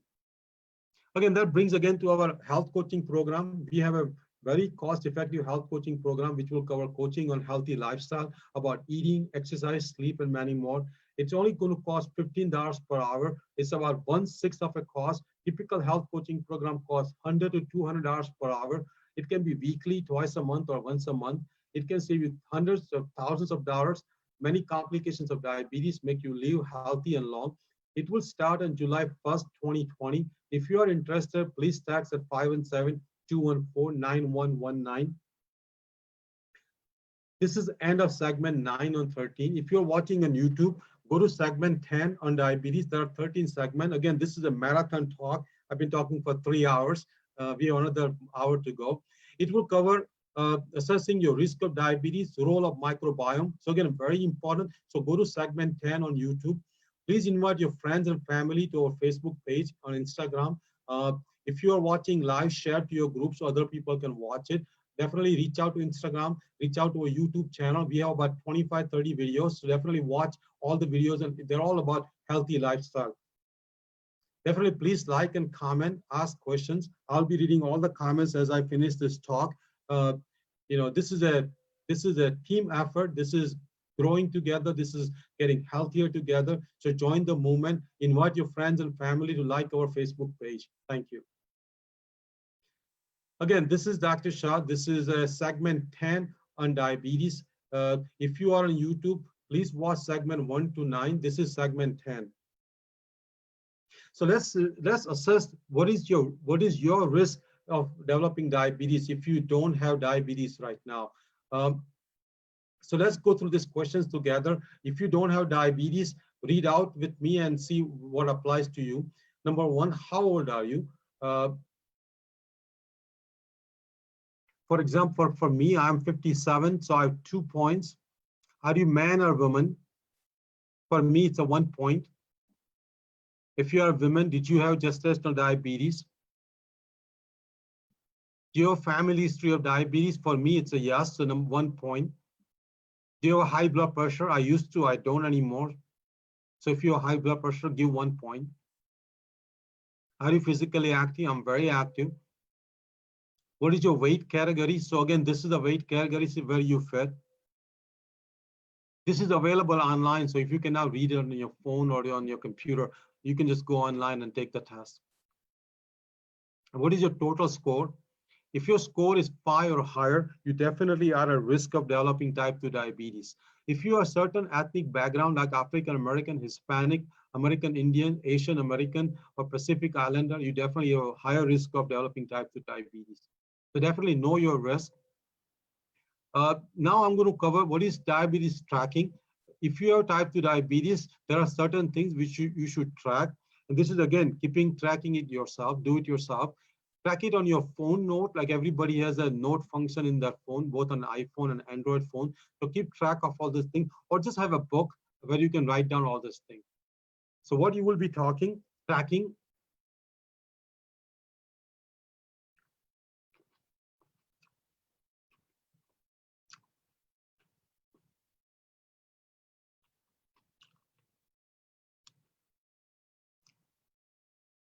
So daily you'll be tracking your weight, your fasting blood sugar, your post-meal blood sugar, daily steps, how much you walk, your daily activity, your daily sleep, your daily caloric intake, your daily total carb, your daily blood pressure, and then considering continuous glucose monitoring, which we will cover in a second. Weekly, definitely monitor your waist diameter. Monthly, your average monthly step, your average sleep, and your body fat percent. So again, this is tracking daily, weekly, and monthly. Every 3 months, your A1C, which is an average of blood sugar. Uh, every 3 months, a doctor visit if necessary. Definitely your doctor should be doing a detailed food exam if you're type 2 diabetes. Every 6 months, cholesterol checking urine microalbumin to make sure kidneys are functioning normally, your kidney function, your liver function, and a dental exam, because dental exam is very important if you're type 2 diabetes. Yearly, you should be doing your eye exam, heart disease screening, and EKG, flu vaccine, liver ultrasound if you have fatty liver, another test for fatty liver, and every 5 years getting pneumonia vaccine. Definitely getting a flu vaccine on an every yearly basis is also very important. So this is, again, you should be tracking either on your phone or in a notebook. So what is continuous glucose monitoring? Continuous glucose monitoring is very important. I've done it myself. I'll explain you. You buy a machine, you buy a device, and then you put a small patch on, and it monitors your sugar every 15 minutes, sometimes even more often. And it does it for up to 10 days, sometimes up to 2 weeks. You just put the patch on one time, and you can do it yourself. You don't need to go to doctor's office. You can do it yourself. And it will monitor your sugar every 15 minutes, sometimes even more often than that. And it will give you a feedback on your phone or a small device which you buy. And it can give you graphs on a daily base, weekly base, on a monthly base. Again, this is very important. If you have type 1 diabetes, if you're on insulin, if you're type 2 diabetes, CGM, continuous glucose monitoring, is very important. I've done it myself just as a trial to see how my sugars are running. I did it for about 2 months. The device costs about $70, and those patches cost about $60, $70 a month. So it's not very expensive. And I was surprised to see that. So sometimes my sugar will spike up with certain food. I'm definitely, at times insulin resistant. I have very strong family history of diabetes. To give you an example, I ate the pawa, which many Indians, many Gujaratis know pawa, and my sugar spiked to 190. Pawa is one of the most processed grain, and my sugar spiked. Then I realized that I cannot be eating pawa if I want to prevent type 2 diabetes and if I want to prevent insulin resistance. So if you do continuous glucose monitoring, you can know what food spikes your sugar. You will need a prescription through your doctor, but in my opinion, it's worth doing it if you're type 2 diabetes. Even if you're pre-diabetes, it's worth doing it. If you are on insulin, insurance covers it. I definitely recommend to do it for 1 month for people who are diabetes or pre-diabetes. So how to handle hypoglycemia? Hypoglycemia is a very important thing to know. Sugar can go down if you're diabetes, particularly if you're on insulin, if you're on medication. So how to prevent hypoglycemia? Hypoglycemia is very bad. Hypoglycemia can kill you. Hypoglycemia can kill you. So prevention of hypoglycemia is very important. So best thing is to prevent the hypoglycemia. What are the symptoms? Racing heartbeats or tachycardia or fast heartbeat, sweating feeling, jittery feeling, even losing consciousness can happen with hypoglycemia. If symptoms happen, immediately take sugar pack or candies with sugar or orange juice. Definitely do not skip meals if you're on insulin or certain medications. If you are ill, which we'll cover in a second, you should be cutting your medications. If you follow our program, your sugar will start coming down, so you may need to cut your medication. So make sure if you're following our program, you don't become hypoglycemic. Check sugar more often if you are frequently hypoglycemic. Definitely stay in touch with your doctor. Any excess alcohol intake can cause hypoglycemia. So if you are in insulin, if you're type 2 diabetic, on insulin, if you're type 1 diabetic, avoid any excess alcohol. Again, how to handle sick days on diabetic meds? Definitely if you are sick, check your sugar often, because sugars can spike with infection. And if you're not eating, if you are sick, your sugar can go down. So sugar can fluctuate a lot if you are sick. So if you are sick, definitely check your sugar often. If you're not able to eat regular meals, call your doctor and see if any medication needs to be lowered. If infection, definitely seek the medical care immediately, because infection can spike your sugar. Definitely rest if you are sick, and eat whole food, healthy, plant-based meal. Now let's cover if diabetics are getting to their goals or not. If diabetics are getting to their goals or not. How many diabetics get the needed care? Influenza vaccine is only about 50%.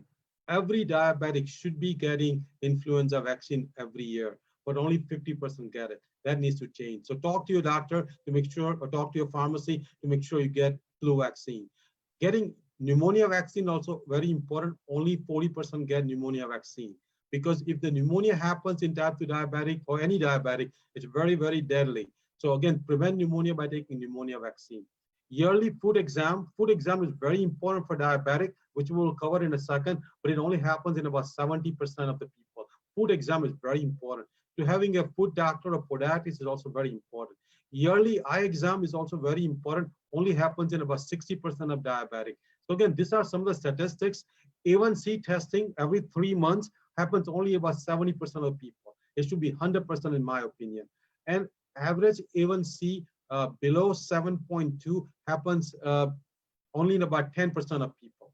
So again, most diabetics are uncontrolled diabetic. Most diabetics are uncontrolled diabetic. If you follow my program, I can assure you, I can pretty much guarantee you, your diabetes will come under control. You will go off insulin. You will cut many of the medications. You can actually completely reverse the type 2 diabetes, and actually you can go off all the medications. So again, very important.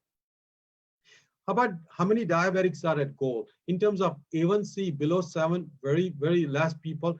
A1C below 8 obviously is better. Blood pressure below 130 or 80 is only about 50%. A lot of diabetic blood pressure is not under control. LDL below 100 is only about 50% of people. On statin, only about 50% of people.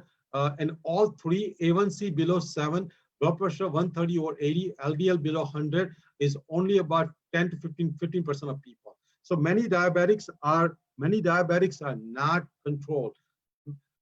A1C below 7, blood pressure 130, 80, and LDL 100. All three are less than 20%. So most diabetics are not at control. Most diabetics are not at control, which is we need to change. Let's cover the next topic.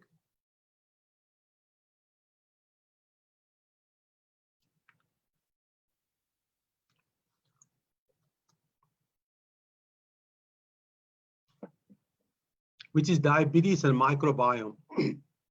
This is a hot topic, diabetes and microbiome. A very hot topic, very fresh off the press. So I've taken some efforts in making this next few slides.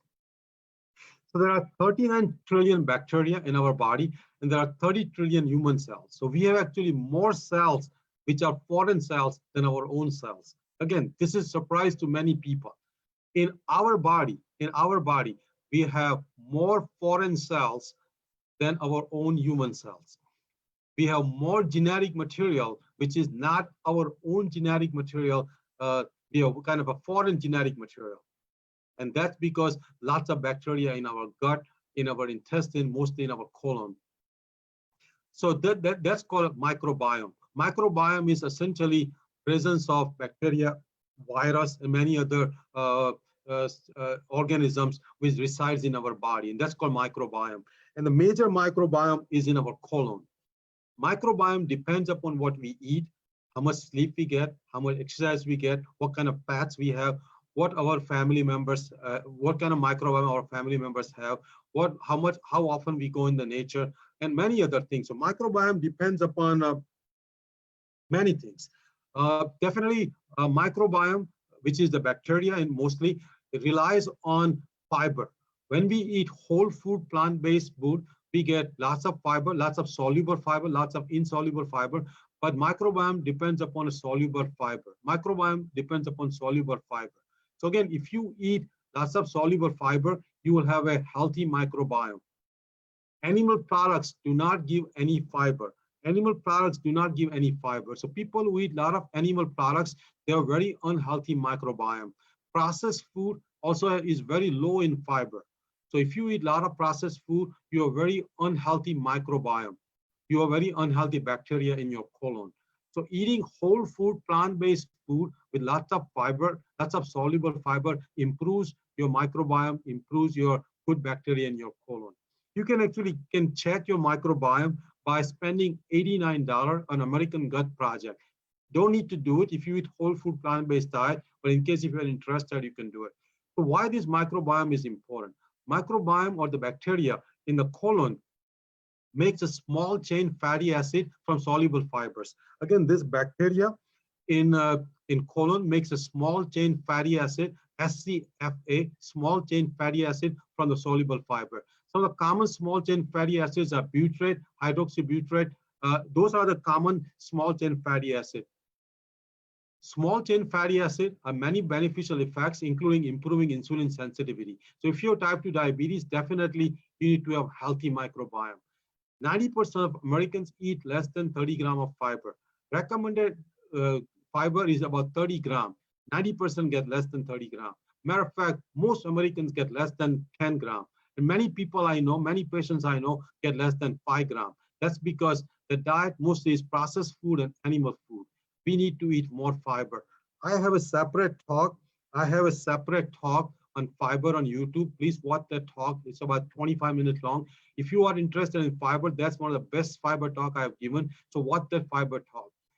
Fiber microbiome also can control our appetite. People who have healthy microbiome typically have a very low appetite. Very they get satisfied with the food very easily. Definitely the harmful bacteria in the colon. If you have unhealthy microbiome, take the red meat and can produce many TMAO, which is very harmful. So if you have a harmful bacteria in your colon because you don't have a fiber in your diet, it will cause many harmful products from the animal products and red meat you eat. So again, if you want to improve your microbiome, start with a small amount of fiber and start slow and build it up. Eat one meal, whole food, plant-based, and gradually increase, and eventually become whole food, plant-based. These are the benefits of having healthy microbiome. So when you eat soluble fiber, when you eat fiber in your diet, your gut bacteria, colon bacteria, produces small chain fatty acid, which improves gut motility, which increases satiety, which increases the insulin sensitivity. It also decreases the adiposity and fat cells. It increases the leptin secretion. It increases the insulin secretion from pancreas. It also stimulates sympathetic ganglion, which increases energy consumption, which increases the intestinal sugar metabolism. It also can vasodilate and can improve the blood vessel and can lower the blood pressure. So again, there are lots of benefits of small chain fatty acid, which happens because of healthy microbiome. And healthy microbiome depends upon dietary fiber. So there's a concept of prebiotic, prebiotic, probiotic, and postbiotic. Prebiotic, probiotic, and postbiotic. Prebiotic is the one where your microbiome depends upon. That's typically soluble fiber diet, beans, and many whole food plant-based diet. Probiotic is the bacteria itself, and postbiotic is the small chain fatty acid. So again, prebiotic, probiotic, and postbiotic. Look it up online, look it up on YouTube videos. Very important concept. Next slide is a very important slide about why Indians like myself and Indian Americans get a lot more high risk of type 2 diabetes. In India, 11 to 14% of urban population has type 2 diabetes, and about 8% rural population has type 2 diabetes. Some cities in South has as high as 20%, and some cities in South above age 50 has almost 50 to 70% of type 2 diabetes. A lot of theories. There is some proof that Indian people have low pancreatic islet cell volume, so we have less pancreatic islet cells where the insulin is made. We also have a less efficient pancreatic cells, so that may be the reason type 2 diabetes is happening. Indians typically have low muscle mass and high body fat percent for the same BMI, and that's where the insulin resistance happens. We have more visceral fat for body weight, and that's where the insulin resistance happens. We definitely eat more processed food and dairy in India now. Processed food in India has gone up significantly high, and that's the reason type 2 diabetes in India is growing rapidly. Matter of fact, India is the new capital of type 2 diabetes. We definitely are physically less active in many urban areas, and that may be the reason type 2 diabetes is happening. We also have a much lesser of insulin secretion compared to carb load, and maybe we may have inefficient beta islet cells, and many times insulin spike is below 50 after a carb load. In many white people, insulin spikes above 100 after a carb meal. In many Indians, it doesn't spike. So we possibly have a very less efficient beta islet cells in terms of insulin secretion. So these are some of the reasons. But in my opinion, the most important reason Indians and Indian Americans are getting diabetes is because of our lifestyle. We need to change the lifestyle. I was watching a spelling bee movie just last night with our daughter Saloni, and I saw almost every parent in their 30s, 40s, and 50s, just by looking at them, that they are insulin resistant. Every parent. These are all Indians, the Indians who win all the spelling bees for the last 25 years. I saw, and these parents are in their 30s and 40s. The kids are, below age 18, below 16. So their parents are between 30 and 50 years old. And I'm almost all parents, both mom and dad, I felt all had insulin resistance. And that's partly because of our lifestyle, what we eat, what we drink, how much exercise we do, whether we do weight training or not, whether we have muscle mass or not, how much visceral fat we have. So again, Indian Americans, we need to prevent type 2 diabetes. So let's see how we get it. Again, how many people, even many Americans, can know what this food is? At least all Indians know what this food is. You can see samosa, you can see some pakoras. This is very unhealthy. Fried carb. So fat and simple carb, fat and simple carb.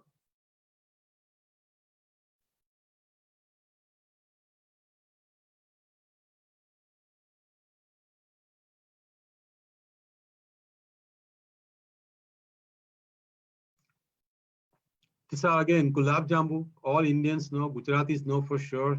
Many Americans know because they go to Indian restaurant, they have dessert.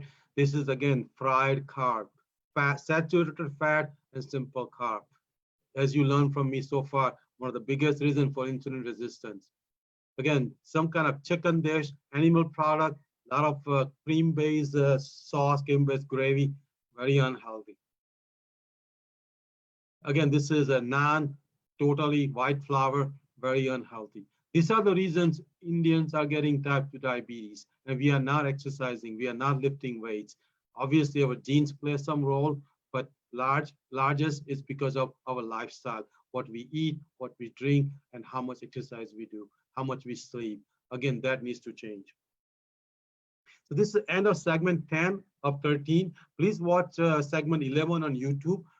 11 next segment will cover blue zones and how healthy lifestyle can be learned from a lot of people across the world. If you're on Facebook, please share so other people can watch it with you. Please share our page, invite your friends to like our page. Get on the Instagram. We have Healthy Living with Dr. Aajay Shah, Healthy Instagram. Subscribe to our YouTube channel. We have about 25, 30 videos. Watch all the videos. They're all about healthy lifestyle. Definitely comment and questions, whatever all you need to do. I'll answer all the comments and all the questions. I take social media very seriously. I take a pride that I read every comment all of you write. So please write your comments, ask your questions. Again, this brings to our health coaching program. We have a very cost-effective health coaching program which covers coaching on healthy lifestyle, about healthy eating, exercise, sleep, and many more. It only costs $15 per hour. It can be weekly, twice a month, or once a month. It can save you hundreds of dollars per month and many complications of diabetes and can make you live healthy and long. It will start July 1st, 2020. Text me if you are interested, 517-214-9119. Thank you.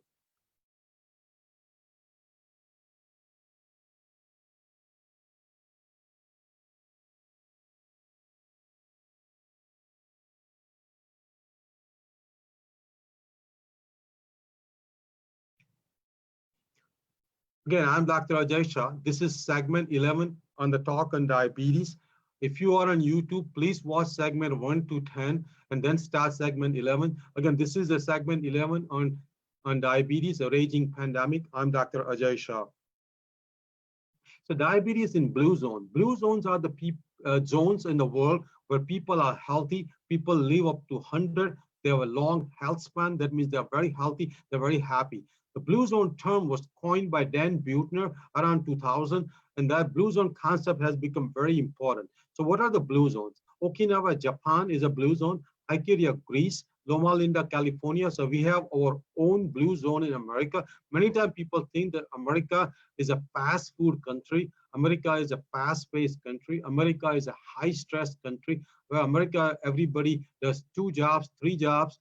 In America, everybody is unhealthy. That's not the case. We have our own blue zone, Loma Linda, California. The Seventh-day Adventist people will talk about that. Nicoya Peninsula in Sardinia, Italy.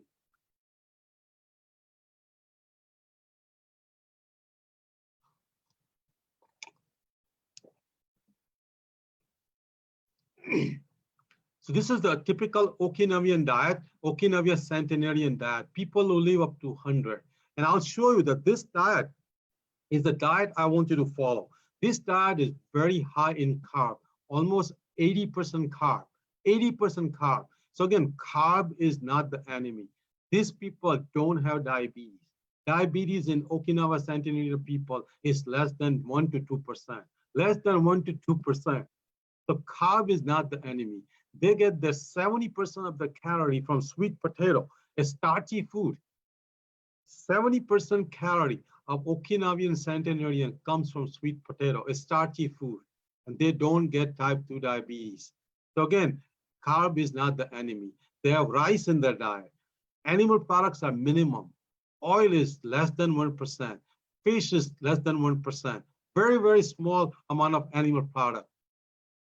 Again, we have our own blue zone in Loma Linda, California. They eat, this is Seventh-day Adventist people, Seventh-day Adventist people. They eat lots of fruits, lots of vegetables, lots of whole grain. They have very low fat dairy or no dairy. They eat everyday legumes and beans. They have a small amount of nuts. They very rarely eat saturated fat, very rarely cholesterol, very rarely sugar, very rarely salt. They definitely abstain from meat. These are vegan Seventh-day Adventists. They abstain from meat, all kind of meat, red meat, white meat, fish. They are abstain from tobacco. They don't smoke. They don't drink alcohol. They don't even take caffeine. They don't even take caffeine. They move every hour. They're very religious, very spiritual. They go to church. They meet their friends and have religious activities. These are some of the healthiest people. They actually live about 10 years longer than average American. These are people in our own backyard in Loma Linda, California. They actually live 10 years longer. Not only they live 10 years longer, they live much, much healthier. They are driving their car in their 90s. They are exercising, they're mingling. They are seeing their great-grands graduation. They are seeing their great-grandkids wedding. Some of this are live up to 100, the healthy 100. I've seen a video of a Loma Linda person at age 94 or 96 driving and going to her church and going to her shopping and walking without cane, without a walker. If you imagine a 90-year-old person in America, that image typically is a nursing home person or somebody with a walker, somebody who's shriveled up, somebody who's suffering, not the Loma Linda Seventh-day Adventist vegan people. Those people live long, they live healthy. So do we have a proof? This is the Loma Linda diet. Like it's mostly vegetables and fruits and legumes, very low dairy, very almost no meat. And this is the proof. This is the Adventist health study, where 60,000 participants were followed. And you can see that people who were vegan in a blue bar, their body mass index was 23, very healthy body mass index. People who were non-vegetarian, means they ate everything, the body mass index was very unhealthy. And these are typically, religious, spiritual people, but they ate bad. In terms of type 2 diabetes, in vegan, type 2 diabetes was 2.9%, 2.9%, extremely low in vegan. And these vegan are true whole food plant-based people. These are not the dirty vegan I call dirty vegan like many Indians are. Many Indians are vegan, but they eat samosa, they eat gulab jamun, those are all vegan. But they are very unhealthy vegan people. This vegan, Loma Linda, California, Seventh-day Adventist vegans, very healthy vegan. They eat whole food plant-based diet. So these vegans are very low risk of diabetes. So if you want to prevent diabetes, be a Adventist health people, that type of people. You don't have to follow the religion, but at least follow their lifestyle. Again, this is the guideline, food guideline for Blue Zone. 90 to 95% food should be plant-based. That means very high in carb, very high in carb. The average carb among all 5 Blue Zones is between 50 and 60%. Okinawa obviously is about 80% carb. Some have less carb, but average carb is 50 to 60%. So if you remember my slide from the hazard ratio, how much carb you should have, these Blue Zones are people are following exactly what is on the slide. Carbs should be between 50 and 70%. In my opinion, carbs should be about 75%, but at least have minimum 60% of carb. Keto diet recommends less than 5-10% of carb. Keto is going to kill more people than atomic bomb. Paleo is going to kill more people than atomic bomb. Don't do keto, don't do paleo. So again, Blue Zone diet, 95% plant-based food, whole wheat or whole food, daily beans or legumes, drink mostly water, small snack on nuts, very small fish if you like some animal product, eliminate eggs completely if you can, no sugar, reduce dairy or no dairy, and definitely low meat or no meat, and move every hour, be very spiritual, and have a purpose in life. All Blue Zone people do well because they have a purpose in life. Have a purpose in life, which will cover that if you're type 2 diabetic, how can you reverse it in my program? Have a purpose in life. Wake up in the morning to see why you're waking up. Are you waking up for your spouse, for your kid, for your parents, for your job, for your hobby, for your friends? Have a purpose in life. So again, this is the Blue Zone guideline, 95% plant-based food and 5% animal products. 65% carb, 20%, in my opinion, fat should be below 15%, but 65% carb, 20% fat, 50% proteins. In America, we eat about 30% calories from fat, 25 to 30% calories from fat. And that all fat is saturated fat. Lots of protein also in America. And lots of simple carb. So again, let's go to the next segment now, the next talk now, that how diabetics die or the complications of diabetes. Most diabetics actually die from heart disease, strokes, kidney failure, and cancer, not from high sugar.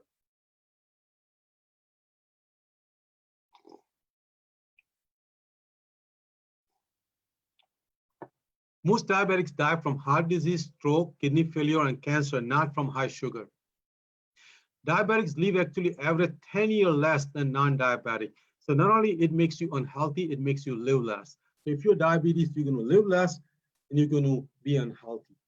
So you need to reverse type 2 diabetes. You need to reverse type 2 diabetes. I've been showing you so far. I hope you've got enough message, reverse type 2 diabetes. Otherwise, you will get the complications, which I'm going to show you.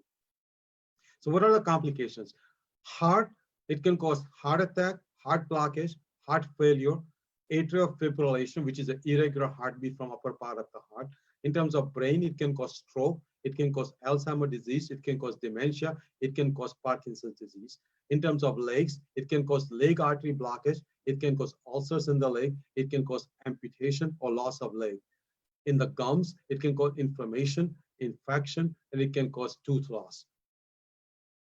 With insulin resistance, matter of fact, heart failure risk is even before the definition of diabetes happens. Like I've been teaching you that any sugar above 84 puts you at risk of heart attack. Any sugar above 84 also puts you at risk of heart failure. So before even A1C becomes 6.5, you are already at risk of developing heart failure, both because systolic heart failure, where the heart muscle is weak, and a diastolic heart failure, where heart muscle is stiff. So heart failure happens with insulin resistance before even diabetes happens. In terms of complications, nerves, neuropathy, Charcot joints, erectile dysfunction, skin changes, many cancers, which we'll cover in a second, autonomic dysfunction, eyes in terms of retinopathy, blindness, in terms of kidney failure, dialysis.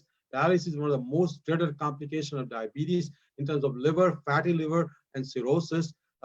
Actually, now the cirrhosis from fatty liver is becoming #1 reason for liver transplant. So again, obesity and type 2 diabetes is causing many complications, many cancer, including breast cancer, liver cancer, colon cancer, uterine cancer, and many more. a lot of infections and lowering immunity. Also, possibly can cause gout. It can cause many skin issues.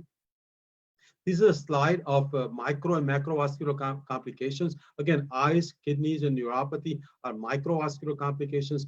Brain, heart, and extremities are the macrovascular complications. You can read yourself. But again, it can cause both micro and macrovascular complications.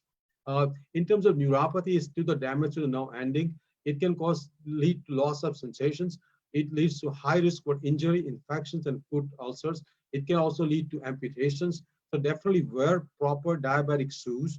If you are type 2 diabetes or type 1 diabetes, definitely wear proper diabetic shoes. This is a infection in a diabetic person. You can see it's not healing. It's very, inflamed, very infected, has a lot of pus on it. Again, this person unfortunately lost the limb. You can imagine the difficulty in walking, wearing a prosthesis. So again, diabetic foot complications can happen, can lead to limb loss. Definitely prevent it. Best thing is to reverse diabetes, but definitely prevent the complications. In terms of kidney complications, ask your doctor that what is your kidney function. Definitely know your, we call GFR and urine microalbumin. Like I said, you should be tracking all these things. So ask your doctor how's your kidney function. Prevent the dialysis, and definitely eat plant-based protein, no more than 70, 80 grams per day. Actually, more around 60 grams per day, but try to have plant-based protein and not animal-based protein. Definitely not have too much protein in your diet if you're type 2 diabetes and kidney issue. This is the slide. You can see the person. You can clearly see the insulin resistance, big belly, poor muscle mass, African American getting a dialysis. Again, this is rare complication. This is the common image we see in America. This is the new America. We need to change that. We are the smartest nation, hardest working nation, richest nation, most powerful nation. Everybody's becoming type 2 diabetic. Everybody's getting on complications. We need to prevent that. Diabetes and stroke, almost 1.5 times higher risk of stroke. You can clearly see a person with a stroke. Diabetes and Alzheimer's disease. Diabetes is called, Alzheimer's disease is called type 3 diabetes. People who have diabetes, very high risk of Alzheimer's disease. There's a condition called autonomic dysfunction where you have episodes of low blood pressure with standing, a lot of bowel movement disorder, Parkinson's disease, abnormal heart rate, abnormal heart function. This is again autonomic dysfunction, one of the dreaded complications. If you have any of this, make sure you reach out to your doctor. Diabetes can lead to slowing of the stomach, emptying the stomach, gastroparesis that can lead to nausea, vomiting, and poor digestion. Diabetes, like I said, also can lead to heart failure, both systolic and diastolic heart failure. Diabetes also increase your risk of stroke if you have atrial fibrillation. So if you have atrial fibrillation, definitely reverse the diabetes. Again, this is a reflection of current segment. Do you have any complications of diabetes? Best thing is reverse diabetes, but definitely prevent the complications. And would you read more about blue zones and learn how they live? Definitely read about Seventh-day Adventist people from Loma Linda. Again, this brings to our health coaching program. We have a very cost-effective health coaching program, which will cover coaching on healthy lifestyle, healthy eating, exercise, sleep, and many more. It's only cost $15 per hour. It can be weekly, twice a month, or once a month. It can save you hundreds of dollars per month and many complications of diabetes and make you live healthy and long. It will start July 1st, 2020. If you are interested, please text me at 517-214-9119. Very cost-effective program. Most health coaching costs $100 to $200 per hour. We'll be providing only $15 for half an hour. Again, I have no profit in there. It's just to cover the cost of an employee. No profit for me. This brings us to end of segment 11. Please watch segment 12 on YouTube if you're watching on YouTube. It will cover COVID-19 and diabetes and many other things. Please invite your friends if you're watching live. Share on your page so they can watch live also. Definitely invite your friends to like our page. Get on the Instagram. Get on our YouTube channel, Healthy Living with Dr. Aajay Shah, and you watch our YouTube videos also. We are starting a cooking program now, showing healthy cooking live. We're also posting recipes. I posted a lot of videos on healthy lifestyle. Please watch all of them. Definitely have likes and comments. Uh, have questions. I read every comment. I answer every comment. I read every question. I answer every question. I take our social media platform very seriously. I've made a big commitment of making everybody healthy, almost everybody in this world. So join the movement, be healthy, live long. This brings us to our segment 12. This is segment 12 on diabetes, raging pandemic. If you're on YouTube, please watch segment 1 to 11 in a row. Again, this is going to start segment 12. I'm Dr. Aajay Shah. Let's cover COVID-19. Last 3-4 months, we've been suffering through this crisis, this pandemic, this major crisis in America, in the whole world, and that's COVID-19. Many of us are staying home. Many of us have lost jobs. Many of us have suffered financial conditions. Unfortunately, more than 100,000 Americans have died. So this is a major, major crisis. But at the same time, we have learned the people who get COVID-19 and die are the people who have many chronic disease. The mortality in people with chronic disease with COVID-19 is very high. COVID-19 is nothing but a viral infection, but the viral infection kills many people if you have many chronic disease. And those chronic diseases include diabetes, high blood pressure, heart disease or heart failure, lung disease, asthma, COPD, cancer, or if you have kidney issue. For example, for diabetes, when COVID people died, 50% had diabetes. So many people have diabetes when they die. So COVID-19 kills more if you have many chronic disease, including diabetes. Again, this was the death rate. If any person develops COVID-19, if you have heart disease, if you develop COVID-19, very high mortality. If you have diabetes, very high mortality. So again, definitely avoiding, preventing, reversing diabetes or any kind of infection, any kind of illness is very important. COVID-19 is not an exception. People who have chronic disease cannot sustain any kind of insult to their body. COVID-19 is an example that chronic disease needs to be reversed, need to be prevented. As Americans, a lot of chronic disease are becoming common. We are living less now. Matter of fact, last 3 years, we have lived less than ever before. For last 100 years, every year lifespan has gone up. For last 3 years, lifespan has gone down. So we are reversing our progress. That needs to change, that needs to stop. Again, if you have diabetes, if you develop COVID-19, make sure you continue taking your regular medications, stay in touch with your doctor, check your sugar frequently because infection can raise your sugar, eat regular meals, check your ketones if you're on insulin, eat healthy diet, maintain your physical activity, definitely avoid smoking or no smoking, and have stress management. If you have diabetes and if you have COVID-19, if you take precautions, you can avoid many complications. Again, this brings to the next thing, that if you have type 2 diabetes, who should be in your team? I'm definitely in your team now. I'm going to be helping you through Facebook, through YouTube, through Instagram, as a friend, as a coach, as a well-wisher. I'm in your team now. I'm definitely in your team. If you join our health coaching program, you definitely will be part of us now. But I also want you to have a whole team, not just me. And that team includes your spouse, your family members, your friends.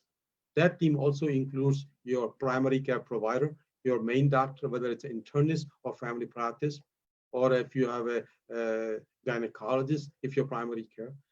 It includes your diabetes nurse educator. It includes your community nurse. It includes your office or hospital nurse. It includes your dietitian. It includes your health worker. It includes your social worker to make sure that you get a proper insurance, proper coverage of all the medications. It includes your pharmacist to make sure he explains you and watches for any side effects and watches for any drug interactions. Because if you're on multiple medications, they all can work in a wrong way together. So your pharmacist is very important. Endocrinologist or diabetes doctor is very important. Psychologist is very important. Eye doctor is very important. Exercise physiologist or a personal trainer is very important. A food doctor is very important. A dentist is very important. And definitely a diabetic educator is very important. So this is the team for all diabetic, particularly for type 2 diabetic. Team for all diabetics. And definitely I am part of your team. I'm part of your team. So thanks for inviting me to your diabetes care. I'm going to go through this quickly through some resources. If you have diabetes, these are the worth resources, checking it out. I've checked out all those resources to produce this 4 or 5 hour lecture. These are the resources. Number one is Mastering Diabetes book and YouTube videos, Mastering Diabetes, very important resource. Dr. Neil Barnard has many books, many YouTube videos, very effective speaker, very elegant talk. Many slides came from his talk, Neil Barnard. Joe Furman is my favorite. I've been actually following all his books and videos. Brenda Davis, another great person to follow. Michael Greger, definitely reach out to American Diabetic Association. There are other videos. Low carb, high fat proponent are Stephen Finney, Benjamin Brickman, Jason Fung, Sarah Holberg, Eric Westman. I typically don't recommend low carb, high fat keto diet, but if you want to be your own judge, if you want to read about it, follow these people and see what they have to say. There's a Verta company. I think Stephen Finney and Sarah Holberg are the main doctors in that company, Verta company, which is a low carb company, keto company, costs about $240 a month. Our program will cost you only about $30 a month. Much higher chance of diabetes reversal, much higher chance of preventing complications. So Verta company, $249 a month versus us. If you just use us 15 minutes a month, only $15. 249 versus $15. Definitely John McDougall, many of you know them. He has a 10 days living camps. Consider that if you type 2 diabetes. There's a place called True North Living, which also can do a living camp. That True North place is very famous for long-term fasting. So check out True North. It's in California. Predican Center is also very popular, which also is for reversal of many heart disease. It's been around for 25, 30, 40 years, Predican Center. Definitely check out Joe Furman, like I said again. Gabriel Cousins has also some good talk on diabetes and reversal of diabetes. There are some documentaries to watch. One of them is Forks Over Knives. Other one is Fat, Sick, and Nearly Dead. What the Health, The Magic Pill. The Game Changer, very important if you are in athletics, if you are into exercise, if you are into personal training. Game Changer, very important documentary to watch. I watch all these documentaries to prepare this talk.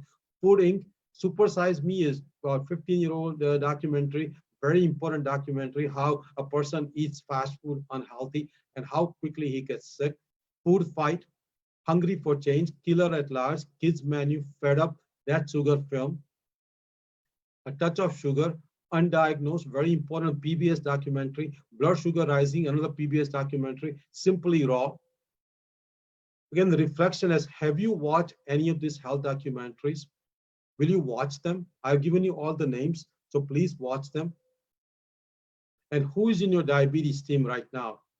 Who is in your diabetes team? Have you gone to all the specialties you need to go? And if you consider me in your diabetes team, if you're type 2 diabetic, please send out a message to me on Facebook or YouTube comment. I'm definitely part of your diabetes team now. This ends our segment number 12. Please watch segment 13 if you're on YouTube. That will cover on reversal of diabetes. Please invite your friends if you're watching live to watch this video. Share our page with your friends and family. Definitely subscribe to our Instagram, subscribe to our YouTube channel. Please like and comments, ask questions. I answer every comment. I answer every question. I take a big commitment, big pride in social media platforms. So please reach out to us. Again, that brings us a health coaching program. We have a very cost-effective health coaching program, which will cover coaching on healthy living, healthy eating, exercise, sleep, and many more. It costs only $15 per half an hour. Many programs cost $100 to $200 for 1 hour. Like I said, Verta company costs $249 a month, very expensive program. Our program can cost you $50 to $30 a month. It can be weekly, twice a month, or once a month. It can save you hundreds of dollars, thousands of dollars per month. It can prevent many complications. It will start July 1st, 2020. Please text me at 517-214-9119 if you are interested. Again, this brings to our last segment, segment 13. This is a big, long marathon. If you're on YouTube, please watch segment 1 to 12. I'm Dr. Aajay Shah, and I'm bringing you the final segment on diabetes, a raging pandemic.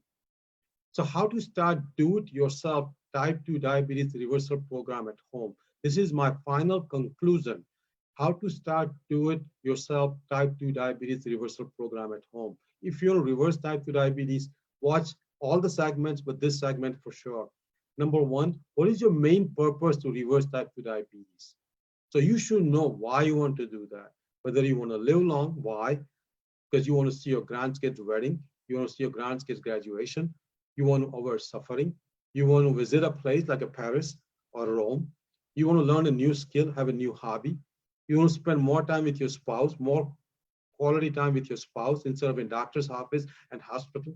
You want to spend more time with your family and friends. So definitely have a purpose, have a reason to reverse the type 2 diabetes. People with purpose always have higher chance of success.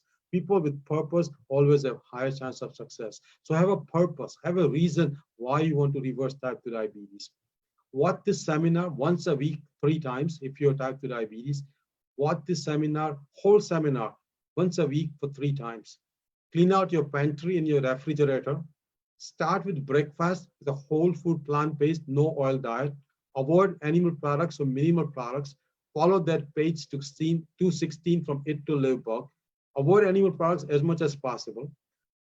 Add whole food, plant-based, no oil lunch in 1 week. Add whole food, plant-based, no oil dinner in 1 week. So in 3 weeks, you will be pretty much eating whole food, plant-based diet. Start with walking 20 minutes every day and gradually increase to 1 hour every day. Add weight training slowly. Sleep 7 to 8 hours. Add 20 minutes of meditation. Watch your blood sugar, blood pressure, and lower the medications as necessary because you will be reversing your type 2 diabetes. I can assure you, I can guarantee you. Do your daily weight. Lose about 1 to 2 pounds per week. Figure out what is 15% of your body weight. For example, if you're 200 pounds, that's about 30 pounds. And plan to lose 30 pounds with losing 1 to 2 pounds per week. Drink only water as your beverage. Definitely no soda, no juice, no beer. Drink water as your only beverage. Stay in touch with your doctor often because your diabetes will start improving. Your insulin resistance will start going down and your sugars will start coming down. So you will need to cut your medications. You may need to stop your insulin. If you do all this thing, I can assure you, I can guarantee you, you will reverse your type 2 diabetes. Again, watch these videos, watch these segments again and again. So again, this brings to our final health coaching program. We have a very cost-effective health coaching program, which will cover coaching on healthy lifestyle, healthy eating, exercise, sleep, and many more. It only costs $15 per hour. Many of this kind of program cost $100 to $200 per hour, $15 for half an hour. It can be weekly, twice a month, or once a month. It can save you hundreds of dollars per month and many complications of diabetes, make you live healthy and long. It will start July 1st, 2020. Please text me if you're interested, 517-214-9119. Again, this is one of the most cost-effective programs. I have no profit in this program. It costs only because I have to hire an employee to have as a health coach. And that's the only reason it costs. But I have no profit in this program. Again, this concludes our marathon diabetes talk. I promised 4 hours. It's exactly 4 hours. It's exactly 4 hours. It's 5 o'clock. I started at 1 o'clock and it's exactly 4 hours. So again, I'm Dr. Aajay Shah. I hope you enjoyed it. Have comments. Thank you. And I wish you the best. I wish you the best to reverse diabetes, reverse type 2 diabetes, reverse pre-diabetes, prevent diabetes, prevent pre-diabetes. Again, this is Dr. Shah. Thanks for hanging in there. If any of you watched this live in a whole segment, I don't know how many watched the whole thing. It was a 4 hour. It was more than most Indian movies. Indian movies are about 2.5, 3 hour long. I think Sholay was, many of you know Sholay. Sholay was like 3.5 hour long. So this, my diabetes talk was longer than Sholay. Look it up, Sholay, all of you. Sholay. Sholay movie was about 40 in 1975. Sholay was in 1975, so 25 and 20, 45 years ago. Sholay movie was 45 years ago with Amitabh Bachchan. Many of you know that. Many Americans even know that. Dharmendra, Hema Malini, Jaya Bhaduri, Amjad Khan, Amjad Khan definitely had insulin resistance. Amjad Khan definitely had insulin resistance. I can just see that. He probably ate very unhealthy. Um, so this, my talk was longer than Sholay movie. I hope you enjoy my talk as much as many of you have enjoyed Sholay movie. So again, watch this videos again and again. Thanks for hanging in there. I hope you like this talk. Watch on YouTube. Watch on Facebook. Scroll down. Watch this thing. Comment. Help questions. I'll be doing many of these mega seminars. You don't have to watch live the whole segment. You can watch in piecemeal. You can, all this will be posted on YouTube with a 15 to 20-minute long segment. So you can watch one segment at a time.